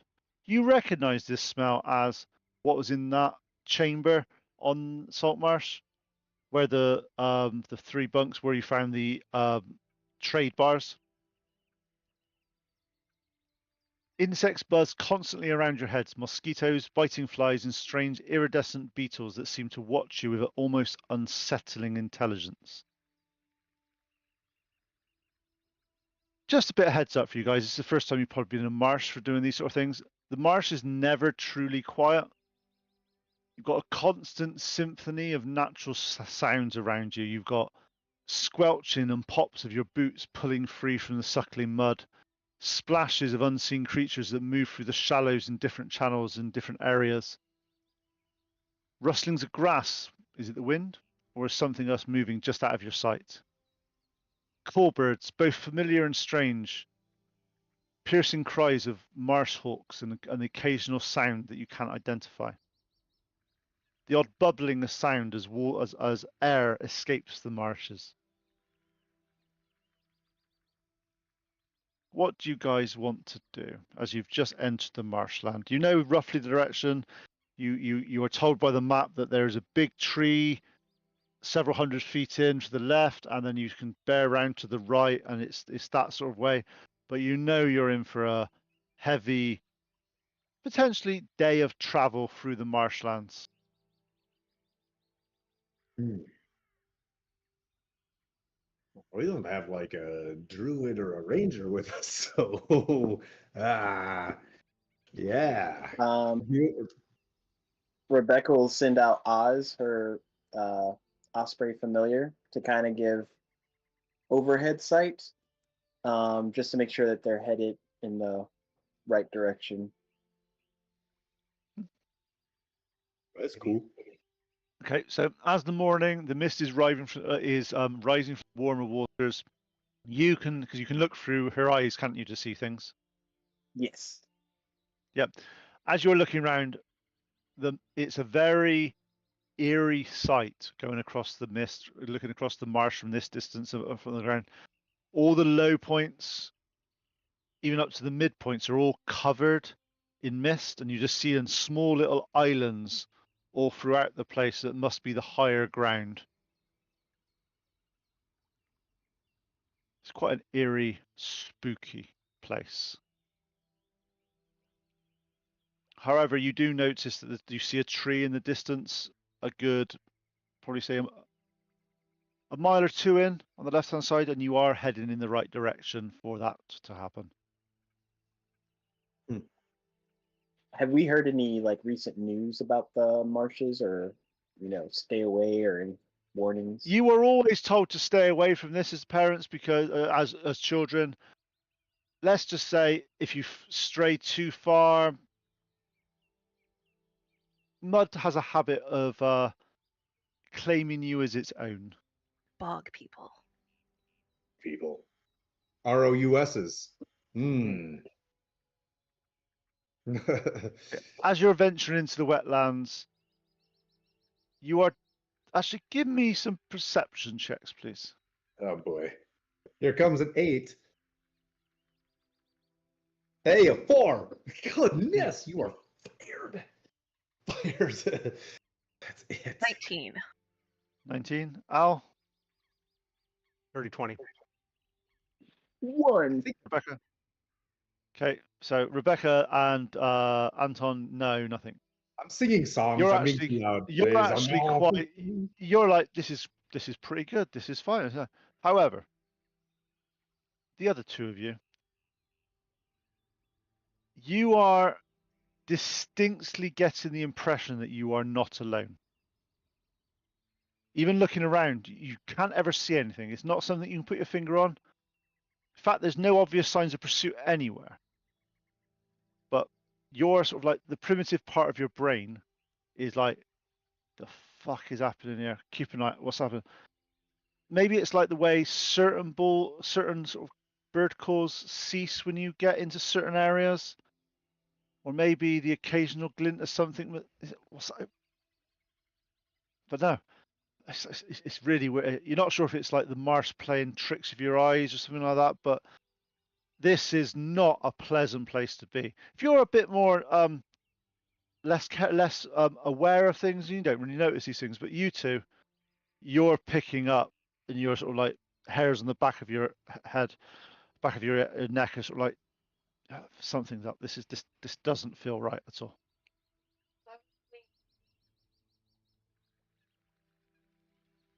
This is great. Everything's fine.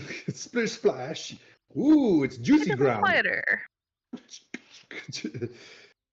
Hey guys, does it seem like somebody's following us or watching us? It sure does. That's weird. Maybe a little more discretion, friends. Oh. Désolé. Oh, what could possibly go wrong? It's fine. I don't know, Pete. Let's find out. Yeah. Okay. So as the afternoon turns towards afternoon, so as midday turns to afternoon, sorry, you're noticing that, especially from your view of from your osprey, Rebecca, you are noticing that the mist clears, revealing the full scope of the wetlands. Sun beats down mercilessly, creating steaming humidity that makes every breath feel quite thick. Oh, so it's The like water Florida. So it's this outside right now. Oh yeah, yeah. It's like this is marshland upon. Yep. The water reflects the sky like broken mirrors scattered throughout the landscapes. You're looking through and you're seeing just various. You're seeing wildlife move. You're seeing the odd snake. You're seeing the odd sort of smallish alligator in certain areas, sort of popping up and coming down. You're seeing lots of mud, sort of various parts of mud with bubbles coming through the mud and various sort of noxious gases being released. Excuse me. Are those fire spouts or something? Princess Bride? Oh yeah, Not yeah. quite that bad, no. It's not They quite do that bad. No. odd popping sound. Yeah. We can avoid that.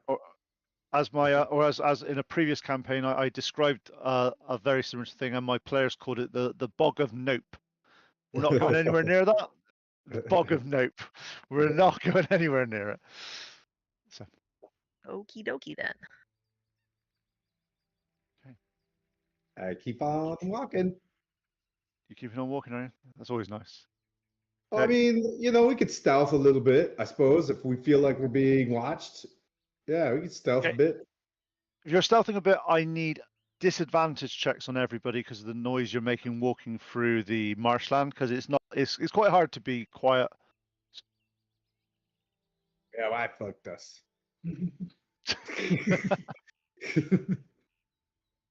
I can't stop singing traveling songs. Les oignons, fruits, les oignons. I rolled a pair of 2s, so nice. Well done. That'll be a 6 for me. I got Lily? an 11. And Rebecca. 19. Oh, what? With Which is disadvantage high. on a stealth?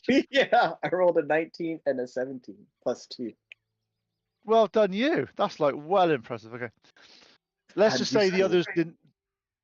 Let's just say the others didn't quite do as well as that. Okay, it's a simple, honest answer. They may not have been quite as useful as that. Okay. As you start to approach, you know that the tree was a good mile and a half away. Walking through this, even at the pace you're doing, even trying to be stealthy, takes you best part of 2 to 3 hours to cover that distance in the marsh. As you start to approach, you see the tree in front of you, and the ground actually by the tree looks a lot firmer than any other place that you've seen. Whilst you're there, it's coming up to now to sort of late afternoon is where you've got to for this. You can see across to where you need to get to for the lizard folk, the lizard lair. You reckon that's a similar distance away? And you have a choice now that you can either stay near this tree or progress on to the lair, and you'll probably get to the lair around dusk. I mean, how close do we really want to get? Like, I just want to be able to see it. I don't have to be like in the Okay, lair. should we rest first before we go to this place? Or spying on them at night is also good. I mean, I'm down for a rest. Hey, go to the tree. I feel like he's really pointing at this tree. Maybe we'll go to the tree. We're gonna go to the tree. Or we tree? Okay. Yeah. Tout la moi. And I start running up to it. Okay, so as you get to the tree, again, this is as you start to get closer to the tree. It's the first time in what feels like days. Well, you know it's only been 4 or 5 hours, but that you actually have solid ground underneath your feet, as if the tree has dried out quite a lot of the area around here using its roots. It's actually quite a nice feeling. You're not squelching and everything like that. Do you want to set up a camp? Do you want to do anything? What's the plan? Do we want to just hang here until dusk and then go try to move in on them at night? Oh, that's a good idea. Well, at least check our surroundings a little bit, make sure if something was following us, right?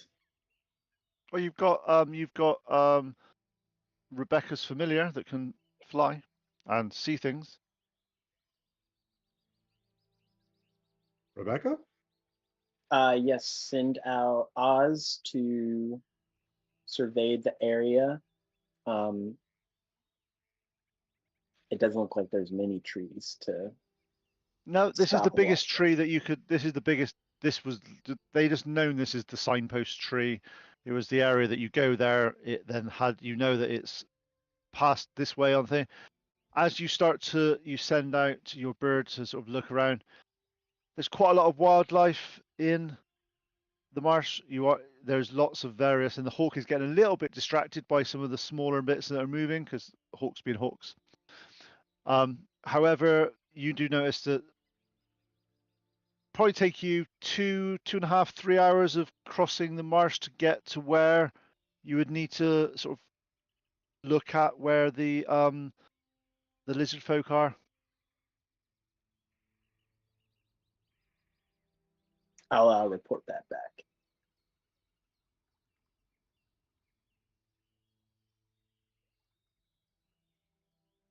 Okay, so you're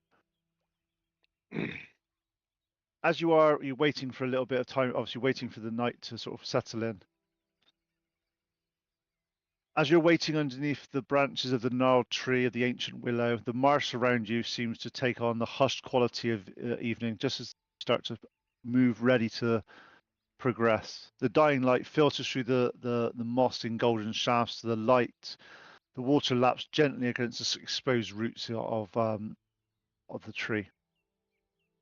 Al, with your passive perception, you notice a faint glimmer in the distance, perhaps a quarter of a mile away.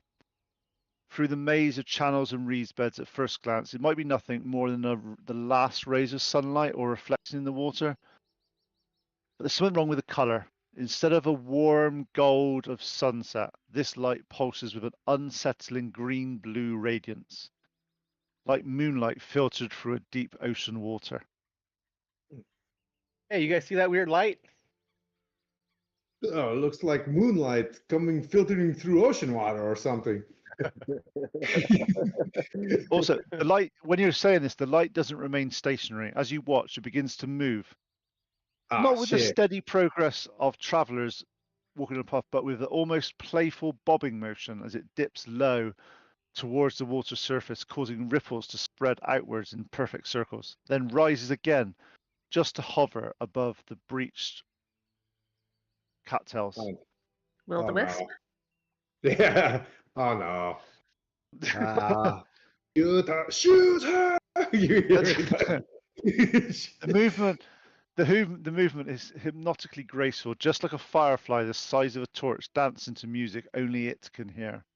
Oh, it's pretty. For a moment, it seems to pause, and you could swear it's looking in your direction. But well, it's a ball of light. I don't know how it can look in anywhere, but it's what you're presuming.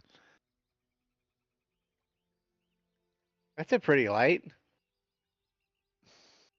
Stay away from the lights. Yeah, seems legit. Hang on. Can I cast that? like detect magic or something like that? You can cast detect magic if you want to cast detect magic. I just kind of want to see what this thing is. Okay, I need to. I guess I just cast. If you cast it as a spell, as a slot, you cast it as a spell slot. If you want to do it as a ritual, it costs you 10 minutes. I'm gonna do it as a spell slot. Okay.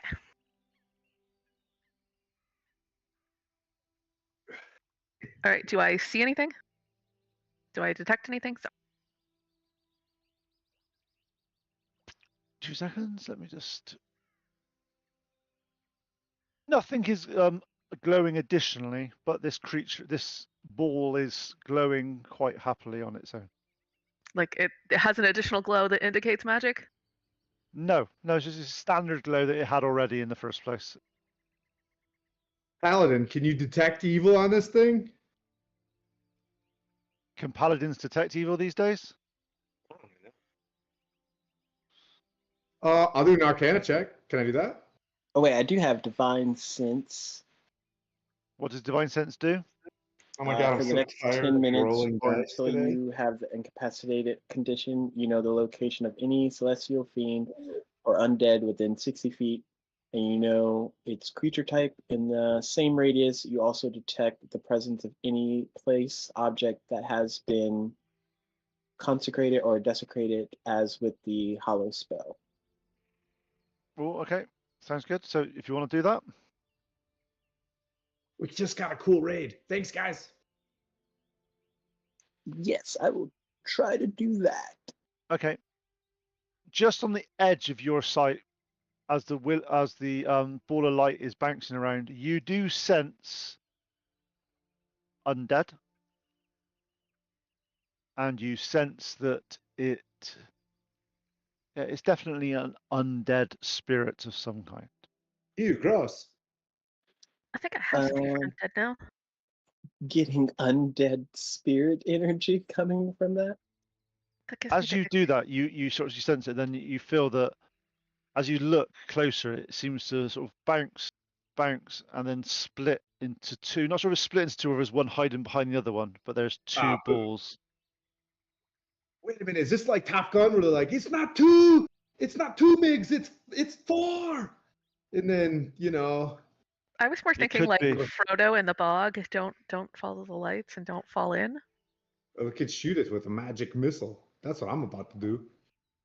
You said these are bad? I said that they're undead. Undead. Let's go. You can't. Does it detect alignment on that as well, Rebecca, or is it just undead and type? Just undead in type. I feel like Okay, undead so kind of implies bad. Let's discuss it over its corpse. Okay, if that case, then can I have some initiative, please? Oh god. Okay, Ooh, Pete, Skylar, we get to question. play the cool battle music. I want to clarify. So for Channel Divinity turn undead, I present my holy symbol and censure undead creatures. Then each undead creature of my choice turns away. So I haven't like scooped up a little holy symbol, right? Like that doesn't You've definitely got a holy symbol, because you wouldn't be able to cast any of your spells. Got it. So on that note, what's the new rules for turning undead to a 2/4 cleric? Give me a second. I just need to make sure they don't do anything weird, because look, we all know things just change in this game now. It says that Each undead creature of your choice within 30 feet of you must make a DC 13 Wisdom saving throw. If it fails, it's frightened or incapacitated for a minute. And it tries to run away from me. Is there anything about what CR creatures that affects anymore? Not that I see. Okay, cool. Because it used to be under a certain level you could destroy them and all that sort of stuff. So I just wanted to make sure that was what happened. Yeah. Okay. Cool. I am prepared for battle. All right, cool. So can I have roll some dice, and obviously I gotta get this right for the guys being annoying with their numbers these days. You see. So did anybody get 20 or above? See, I'll say it differently for you guys now because you get RC with you. Okay. Nope. Nope. No bonus. Okay. Did anybody get 15 and above? I got a 19. 19. Nice. Okay.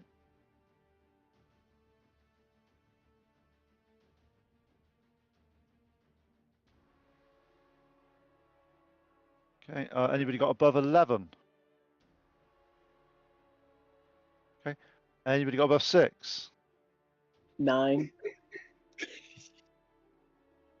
I think the will-o-wisps had the jump on us. I'm just saying. Yeah. It's 20. Yeah. 20. Yeah. We're all the 6 side, basically. Okay.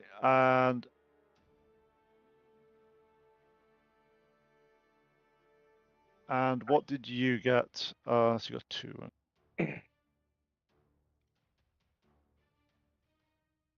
Damn it. Just want to make sure on the cleric thing a minute. So you do that, present thing. So basically, within 30 feet of you, each undead within 30 feet of you must make a wisdom saving throw. Yep. Okay. Currently, they're 60 feet away, the ones you can see, because that was right on the limit of his detect thing. So just to let you know. So Okay. they're currently 60 feet away from you. And I need them inside 30. I just want to make sure that you don't waste it for the distance on that. So could we go to the battle map view just so we can see Oh yeah. Skylar, you with us, buddy? I gotta log back into Zoom. Shoot. Okay. Al, you are up first. What do you want to do? Thanks, Kyle. These things are 60 feet away.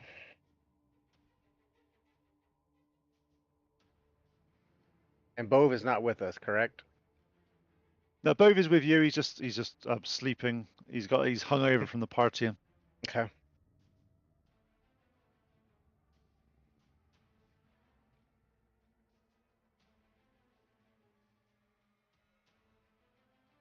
I think I'm just gonna hold my action and see if these things are aggressive. I haven't done. I think what they're are pretty. you? So what are you Oh. explicitly saying? So you're holding your action for what?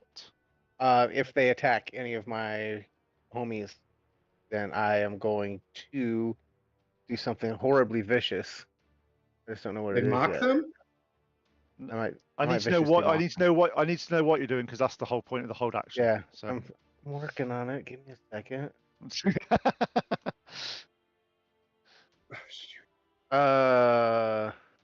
If they do something mean, I'm going to say something mean and use dissonant whispers. Okay, cool. 1 sec. I'll be back to the map in 2 seconds. I gotta focus it. That's fine. Lily. They're currently 60 feet away, just to remind you. Sorry, I'm trying to bring Zoom back up. It's okay, we just lost a map, so just doing some mappy stuff. So they're about 60 feet away from you is the easiest way of doing it. You're in an area that's flat. So simple enough that... Yep. Oh, I think I had a cool spell for this. Oh, that couldn't be any worse. Oh, nope, that's 5 feet.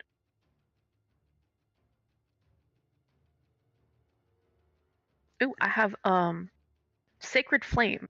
The flame-like radiance descends on a creature that you can see within range. Target must succeed a dex saving throw.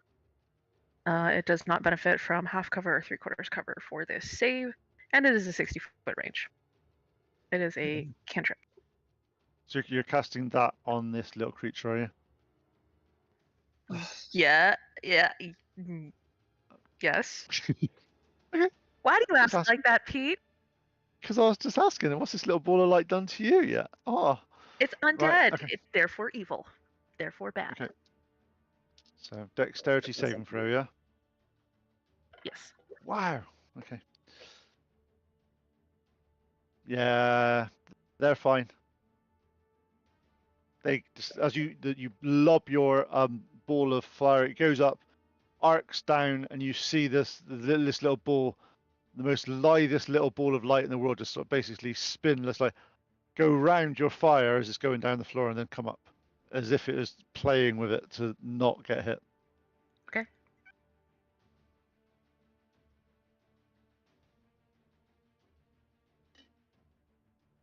This is Okay. that awkward thing where I'm learning how to play at level 3 really, really fast. Yeah. Wait, what new I spell know. start again? Yeah, exactly. I know. I'm so evil. I'm so nasty. On that, And it's weird too, because some of my Lily. first levels can be done at second level, I think. Yeah. Yes, they can. Yeah, they can. Yeah. Oh, I have a lot of learning to do. The two will-o'-the-wisps, seeing Lily casting that spell on them, they start spinning around each other and they zoom straight in to Lily. Oh no. Oh no! Am I lich now? Because Pete's done this shit before. Not at this level. Yeah, not at level 3, Pete. Come on, man. As these two little balls start going around, and you as you're sort of, two little zaps of electricity come out of one of each of the balls and try to hit you. Zip zap zowie. Okay. There's a 19 and a 17. Oh, you know it does. Yeah.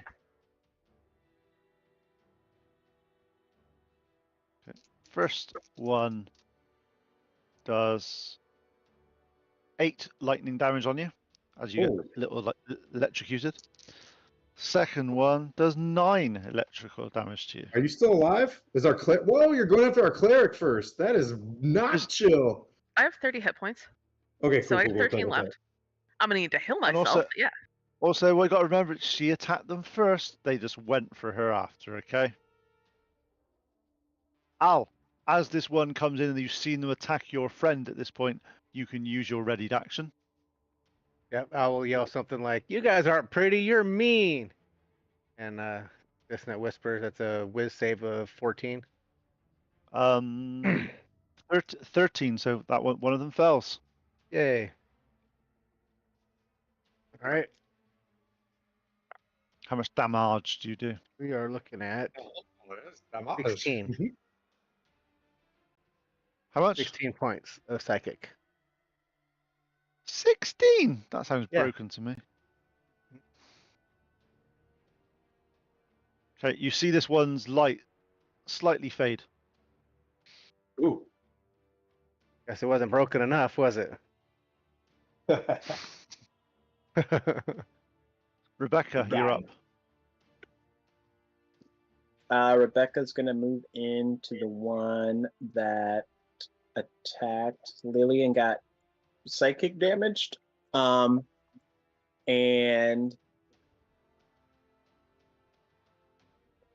she's gonna use True Strike to change her weapon damage to radiant against it. Nice. Okay.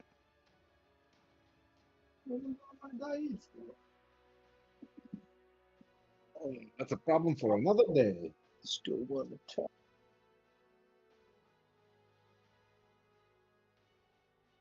Uh, 14 to hit. Yep, you go through, try to hit this again. It basically flies around your weapon as if it's trying to make fun of you for not hitting it. Oh, nobody makes fun of Becky. Nice.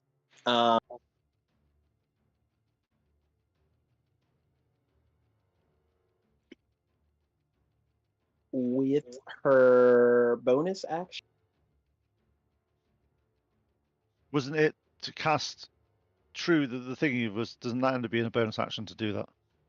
I want to say that's cantrip action. Let me check. Yeah, I can't Yes, remember. it's See, that's what. cantrip Yes. action with your attack. Okay. Bonus action, she'll cast.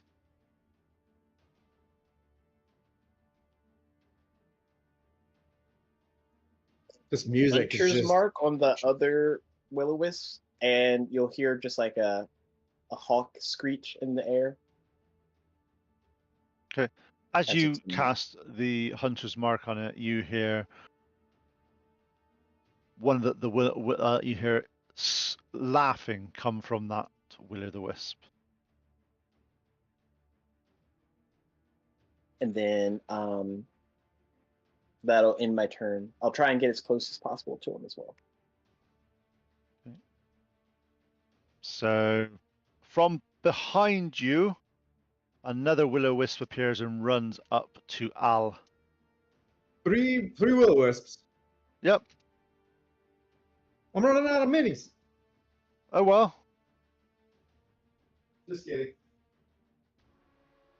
Hey, Skylar, can you let me into the Zoom meeting, please? If you're listening. It's in the chat. Oh, you gotta be No, admitted? I'm waiting to be let in. Oh. He's on his way. He was making dinner. Thank you. Okay, Al, does 18 hit you? Nope. Yeah, of course it does. Okay. Only 7 points of electrical damage as you get zapped by the willow. Okay. Only 1/3 of my health. No big deal. Anton, you're up. Okay. In terms of damage, because I've been scrambling, does any of them look pretty jacked up? Like there's two on. There's two that have not been hit at all.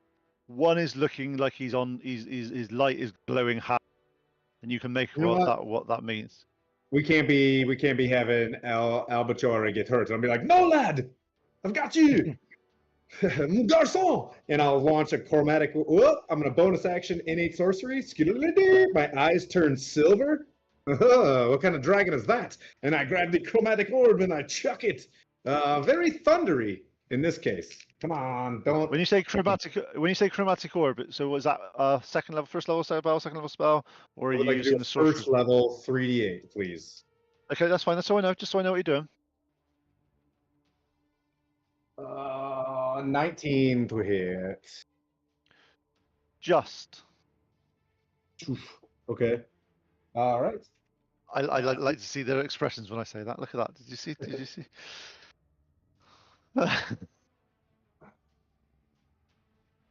6, 7, 8, 9, 10 thunder damage. Hang on, just checking something. On the guy that just popped up. When you say thunder, you mean lightning, yeah? No, chromatic orb. Chromatic orb Is there has an a actual? thunder Is there an actual? thunder option. No, good sir. I would not lie. We're reading the words. No, it's not that. It's not that. I'm just trying to. I love that you don't believe me. No, it's not that. It's I'm looking at some Yeah. various things. Oh, to see if it's resistant. Yeah. It's not. If you're wondering, it's not. Because I would have told you were shooting us with lightning. I'm like, no, I'm a sorcerer. I would not shoot you with what you shot me with. You must be real good at that. How much damage is that?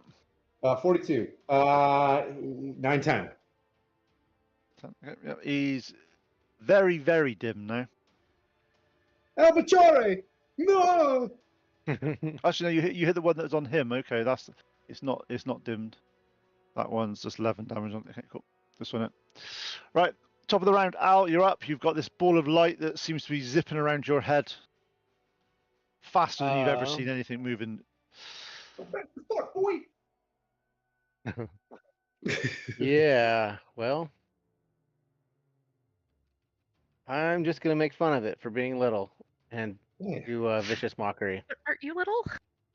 Not as little as that. I don't know what kind of magic he has, but his words can be like real rude and specific towards people. Like he says something mean, it doesn't hurt You me. say but so. like- You say something mean to it, and it just replies back and say, "Well, you're small as well." Wait, the will-o'-wisps can talk? Oh, shoot. Okay. Roger that. You're right. I am small. I didn't think of that. Oh, Albator. No. Lily, your turn. Okay, I figured this out. I'm going to use guiding bolt. You hurl a bolt of On light which towards a creature. On The which one? one bad, because I got 120 feet of range on this one. So the one that was like Okay, cool. half him. Yeah, cool. 20 plus 5. 10. Whiff. Yeah, miss. Yeah, it just needs a little bit. It's just, yeah. Actually, when you cast it, this ball of like guiding light flies towards the wisp. You see the wisp start playing with it and trying to feed off the light, but it doesn't seem to work, and then he lets it go past him. I'm having a real one, y'all. And you stood and heal yourself. I wanted to knock the thing out. I got 13 points left. First one tries to attack you, Lily, Because And it fell does miserably. Peter. and fails miserably. Okay. Second one tries to hit you. And does a 14 hit you? It does not. Ah, there you go. Bounces off your armor. Do you have armor on, Lily? Yes? Okay. Rebecca, So I have you're a up. shield. Oh, nice. Just a So, shield. You must have armor as well. I'm trying to look at what I've got. Oh, chain shirt. So since Divine Favor isn't concentration, she'll cast that as a bonus action on her weapon as well. And then True Strike attack with her weapon. Okay, go for it.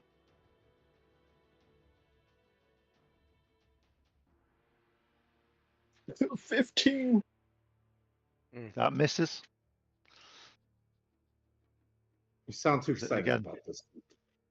Yeah, miss I being didn't your- realize how. I miss being your DM, you know what I mean? So we can get, we can shoot back and forth at each other every weekend. This is not fair. Never again. Sorry that I can't get this camera to focus. The Texas That's okay. sunlight's We can going see from, we like, can see what's to happening. Sauron, to cloud, to Sauron. Oh, there's a yeah, it hits. I'm not going to ask you what that is because I get beaten up for saying what it is. So it hits you. 7 points of damage to that one. Okay. Anton, you're up.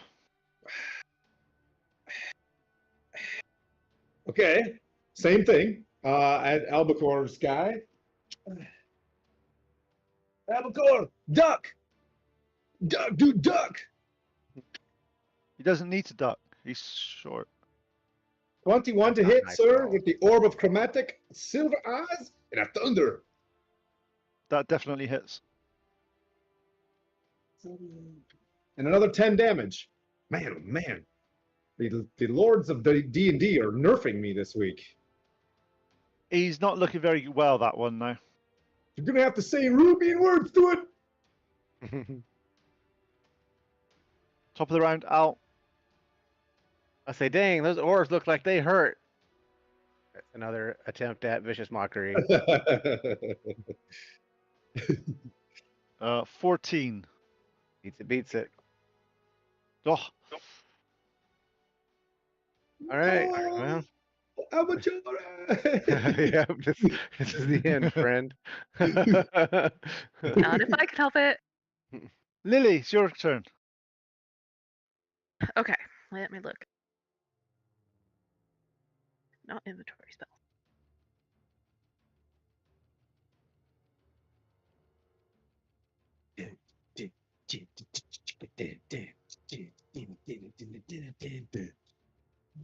Okay. How bad does Al look? I have 7. He looks like about a third healthy. Yeah. Okay. I'm gonna cast healing word on Al. Nice. What level? First level. That's 2d4 then, plus your 2d4 plus my mod. Down the tube they go. That is a 2 and a 3, so he gets 10 points back. Whoa, you're looking kind of beefcake, bro. You're welcome, little friend. Thanks, mean. Oh. Wait, you're not mean. Nice lady. Try to be nice. It was the baguette that really warmed her up. Lily. Does 16 hit you? Indeed, it does. 9 points of damage that time. Well, it looks like I need to be healing myself now, friends. No, Lily. Does a 14 hit you, Lily? No. Yo, stop picking on the Damn. cleric. No. Rebecca, your turn.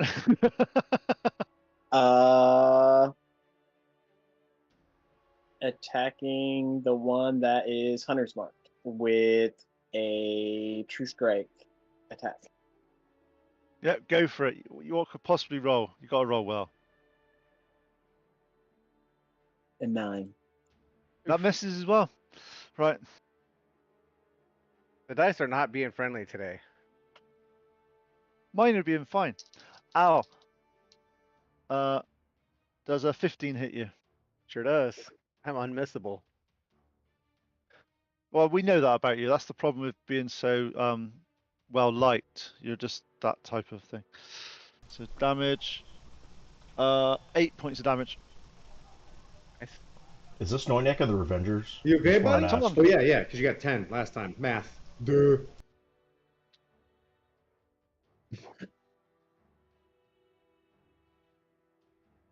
Anton. Okay, I'm going to switch to a Sorcerous Burst. Also thunders. Hoping that I can upcast this one. Natural 20. You can't up. Super tight. You can't upcast a cantrip. No. So it's natural 20, right, on a hit. Because I did full damage, right? The 1d8. Well, but yeah. So, No. anyways, yeah. I know. Roll 1d8. Yep. Oh, I got an 8. So I keep going. Okay. So that's Yep. 16 total right now. Yeah. Whew. 23 total. Thunder damage. Yep. As you do that, you see the ball just go, and little bits of light just dissipates. I'm going. Let's go. En avant. Lily, you can heal yourself now. Little dude is okay. Ow, you're up. I'm gonna turn and I'm gonna hug Lily's leg, like, you're not as mean as I thought. Thank you, and give her heroism. What does that do? Gives you 4 temp HP at the beginning of every turn, and you're immune to. You can't be. Right. You can't be scared. You can't be scared.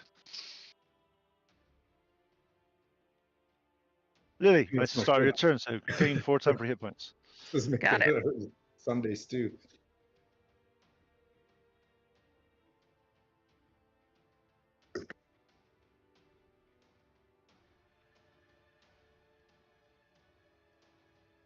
Sorry, You trying got to look and see what I would need. I'm going to do a Cure Wounds. It's 2d8 plus 6. Yeah.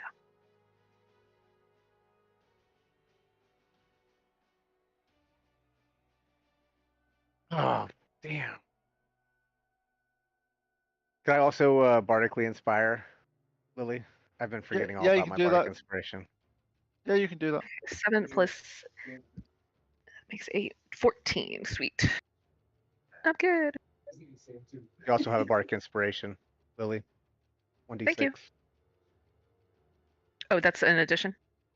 You can use it No, whenever. it's a Bardic inspiration to use it. Yeah. Got it. Anything else you're doing, Lily? Nope, that's it. 2 willows try to bite down on you. 15 and a 19. I'm tied. I can't remember which one. If I tie, Yeah. I lose, right? Yeah, you lose on that one, unfortunately. So I lose on both. Yep, so 9 damage on one and 7 damage on the other.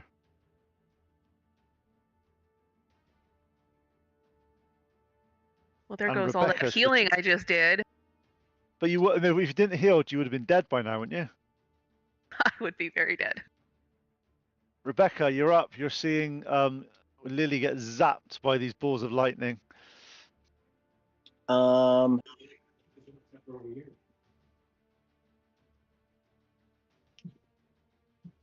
guess attack the one with True Strike. That's Hunter's Mark. Go for it. This time it hits.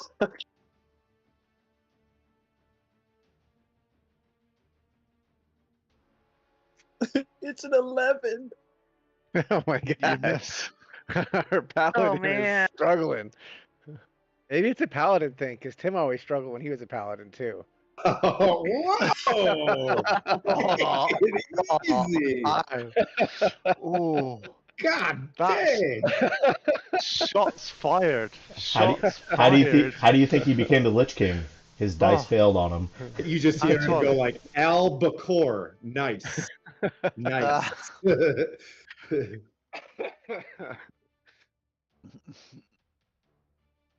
Anton, your go.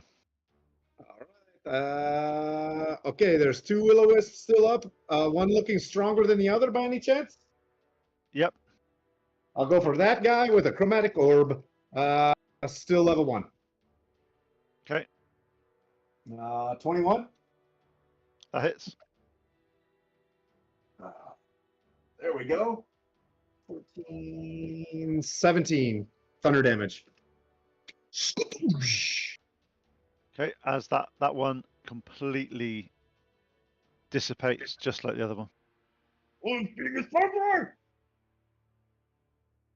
Al, you're up. Okay. Well. Talk Nothing shit I'm to it, doing man. is working. Parlez la merde. I think that means All talk right. shit. I'm not sure. I mean, the words are right. Uh-oh. I'm gonna try calm emotions on the one with the most HP. So I guess that'd be the one that's Hunter's marked. There's only one that's left. Okay, then that one. Okay, and what does calm emotions do? It makes it lose interest in a creature of my choice, which would be Lily. And it's a charisma save of 14. I'm assuming these little bastards don't have good charisma. I have no idea. I'm just going to look at it now and go. And they don't roll particularly well, though. So you feel that he has lost interest in Lily. And of course, if it gets damaged or whatever, it goes back to normal. But there's other targets anyway, so it doesn't matter. Yeah. But Lily's almost dead. So That's fair. Lily, your turn. Well, golly gee, I guess I'm gonna heal myself again. I still get the temp HP point, temp Yep. HP 4 per round. Yep. Yep. I'll do that first, and then I'm gonna cast another Cure Wound. Oh.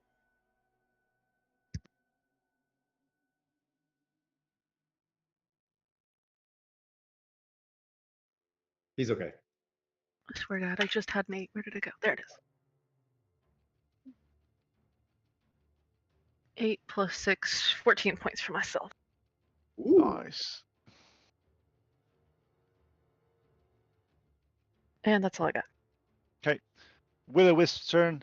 You see that his 2 friends have been blown up by this sorcerer that is too Oh, full no, of no, no, himself. no, no, no, no, no, no, no, no, no, no, no. he rushes towards there. So Lily and Rebecca gets attack of opportunities. All right, Rebecca. Give us a roll. Just cheat this time. That 20. There it is.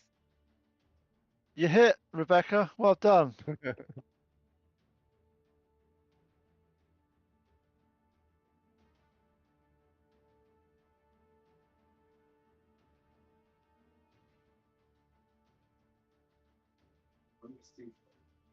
Oh, it's a dinner time.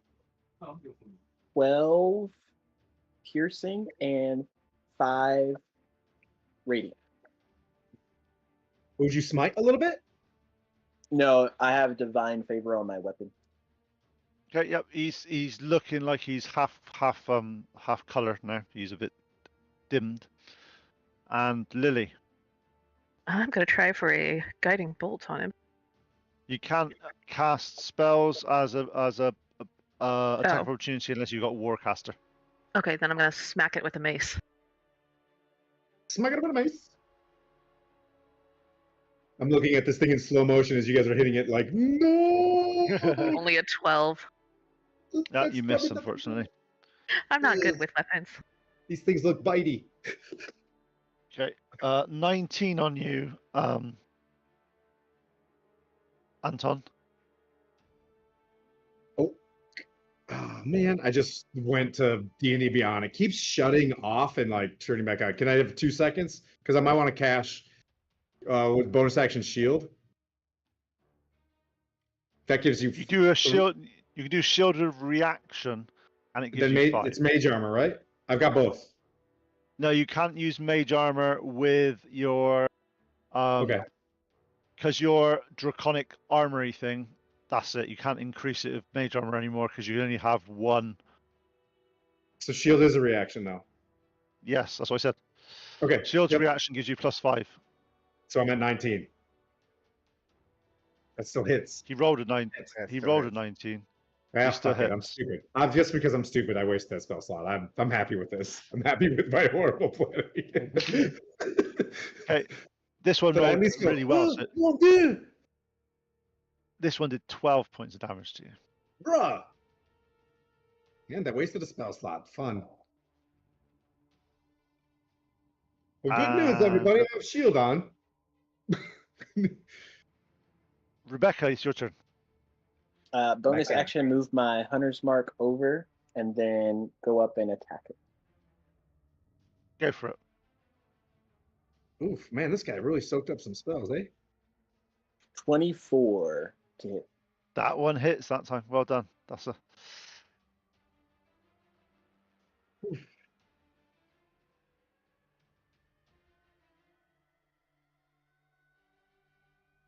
Six piercing, 3 radiant. 6 piercing. How many radiant? 3 points. What about your hunter's mark? Oh wait, Well, he would never have told me that. He likes you. 4 Just so you piercing, know, he likes you. 2 force, 3 radiant. Because hunter's mark's How do you force want to do now. this? Yeah, how do you want to do this? Without the force, wouldn't have killed it.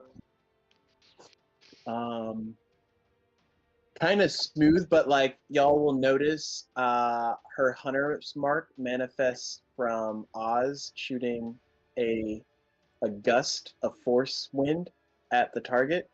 So as she hits into it, this like plume of like air just concussively strikes into the will-o-wisps and knocks it out. That's an early fart, dude. Yeah, Victoire. That's the new. Okay. Combat is over. The 3 wisps have dissipated and have vanished off into the ether. I only have 1 spell slot left. Yeah, we're taking a nap. I would like to take a nap because you can't like investigate a will-o-wisp. They're just like dust, right? There's Like, nothing. Yeah, there's nothing left from a will-o-wisp. No. I would totally collect that in the video game. There'd be like will-o-wisp dust, and I'd have like 500 packets of it for just in case. Oh, you guys hear the birds again? Very nice. When Okay, you say give me 2 take a seconds. nap, do you mean a long nap or a short nap? Probably be nice to take a long Oh, nap. like a nice long nap.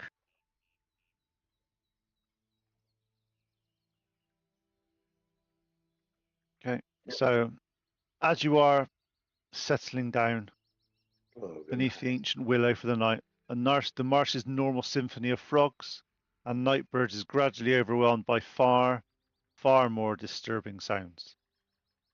Tremendous splash echoes across the the water, something massive hitting the surface about 400 or 500 feet away, followed by wet, sliding noises like an enormous body dragging itself through mud. Deep, hollow thumping reverberates through the darkness like a beating of a colossal heart, accompanied by moaning, splintering of word under tremendous strain. Most unsettling of all is the low, wordless singing of something that seems to come from underwater.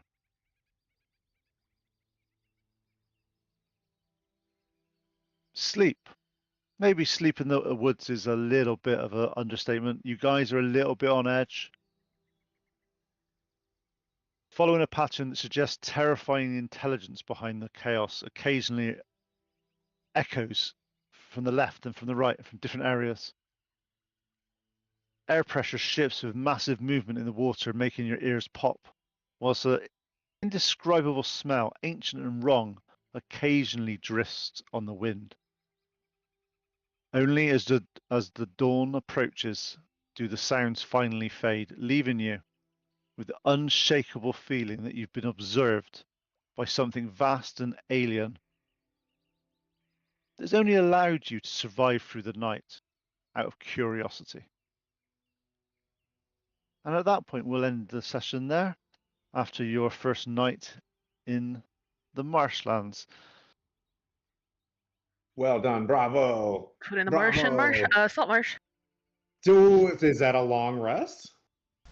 You have a long rest, of course. You have a long Yeah, rest. we are fully healed. Fantastic, ripped off mustache. We did it.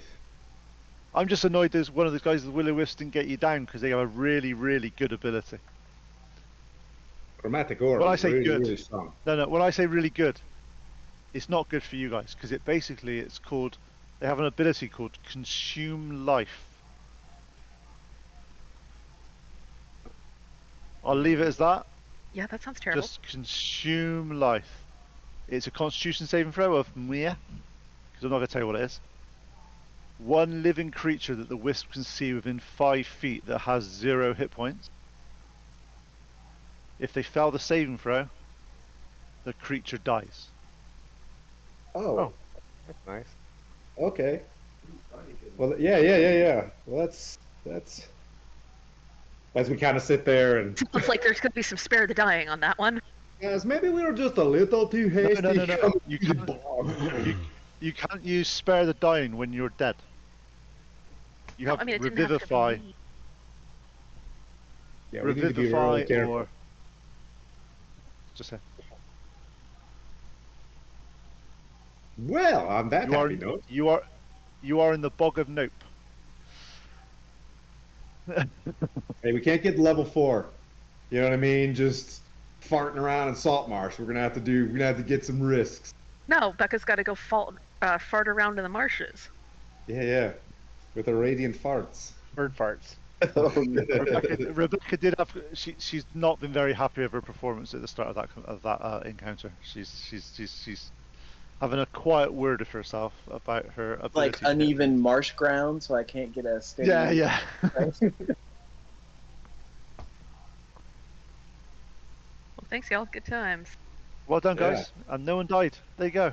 It's a win. Yeah. This close. We got 24 people still watching. We'll do a nice little raid into GaryCon. But thank you so much, Pete. That was fantastic. What do we got up this week? I think I'll be on Folk and Myth this week. If you guys are going to stick around for them, we're going to do Summer of Siege stuff for Castles and Crusades, which is a fantastic module of Dungeons & Dragons from Troll Lord Games. So if you ever can get a hold of some of that, it's got some sick mechanics. Tim, you and I are doing Greyhawk on Saturday. We're doing Greyhawk on Saturday with Lord Gazumba. And this Thursday, we are back. So Wednesday is Castles and Crusades and Folk and Myth. And Thursdays is Castles and Crusades with DM Jeremy from Old Men Rolling Dice. So we got a lot of cool stuff on our channels this week. And then back with Charm on Sunday. Should be fun. Thank you very much, guys. That was a good game. Enjoyed Yeah, that. you want to raid over? We got 27, buddy. You want to push the button to GaryCon? Nice, we're out of Yes, here. sir. Okay, thanks everybody for watching. Miss you, love you, bye.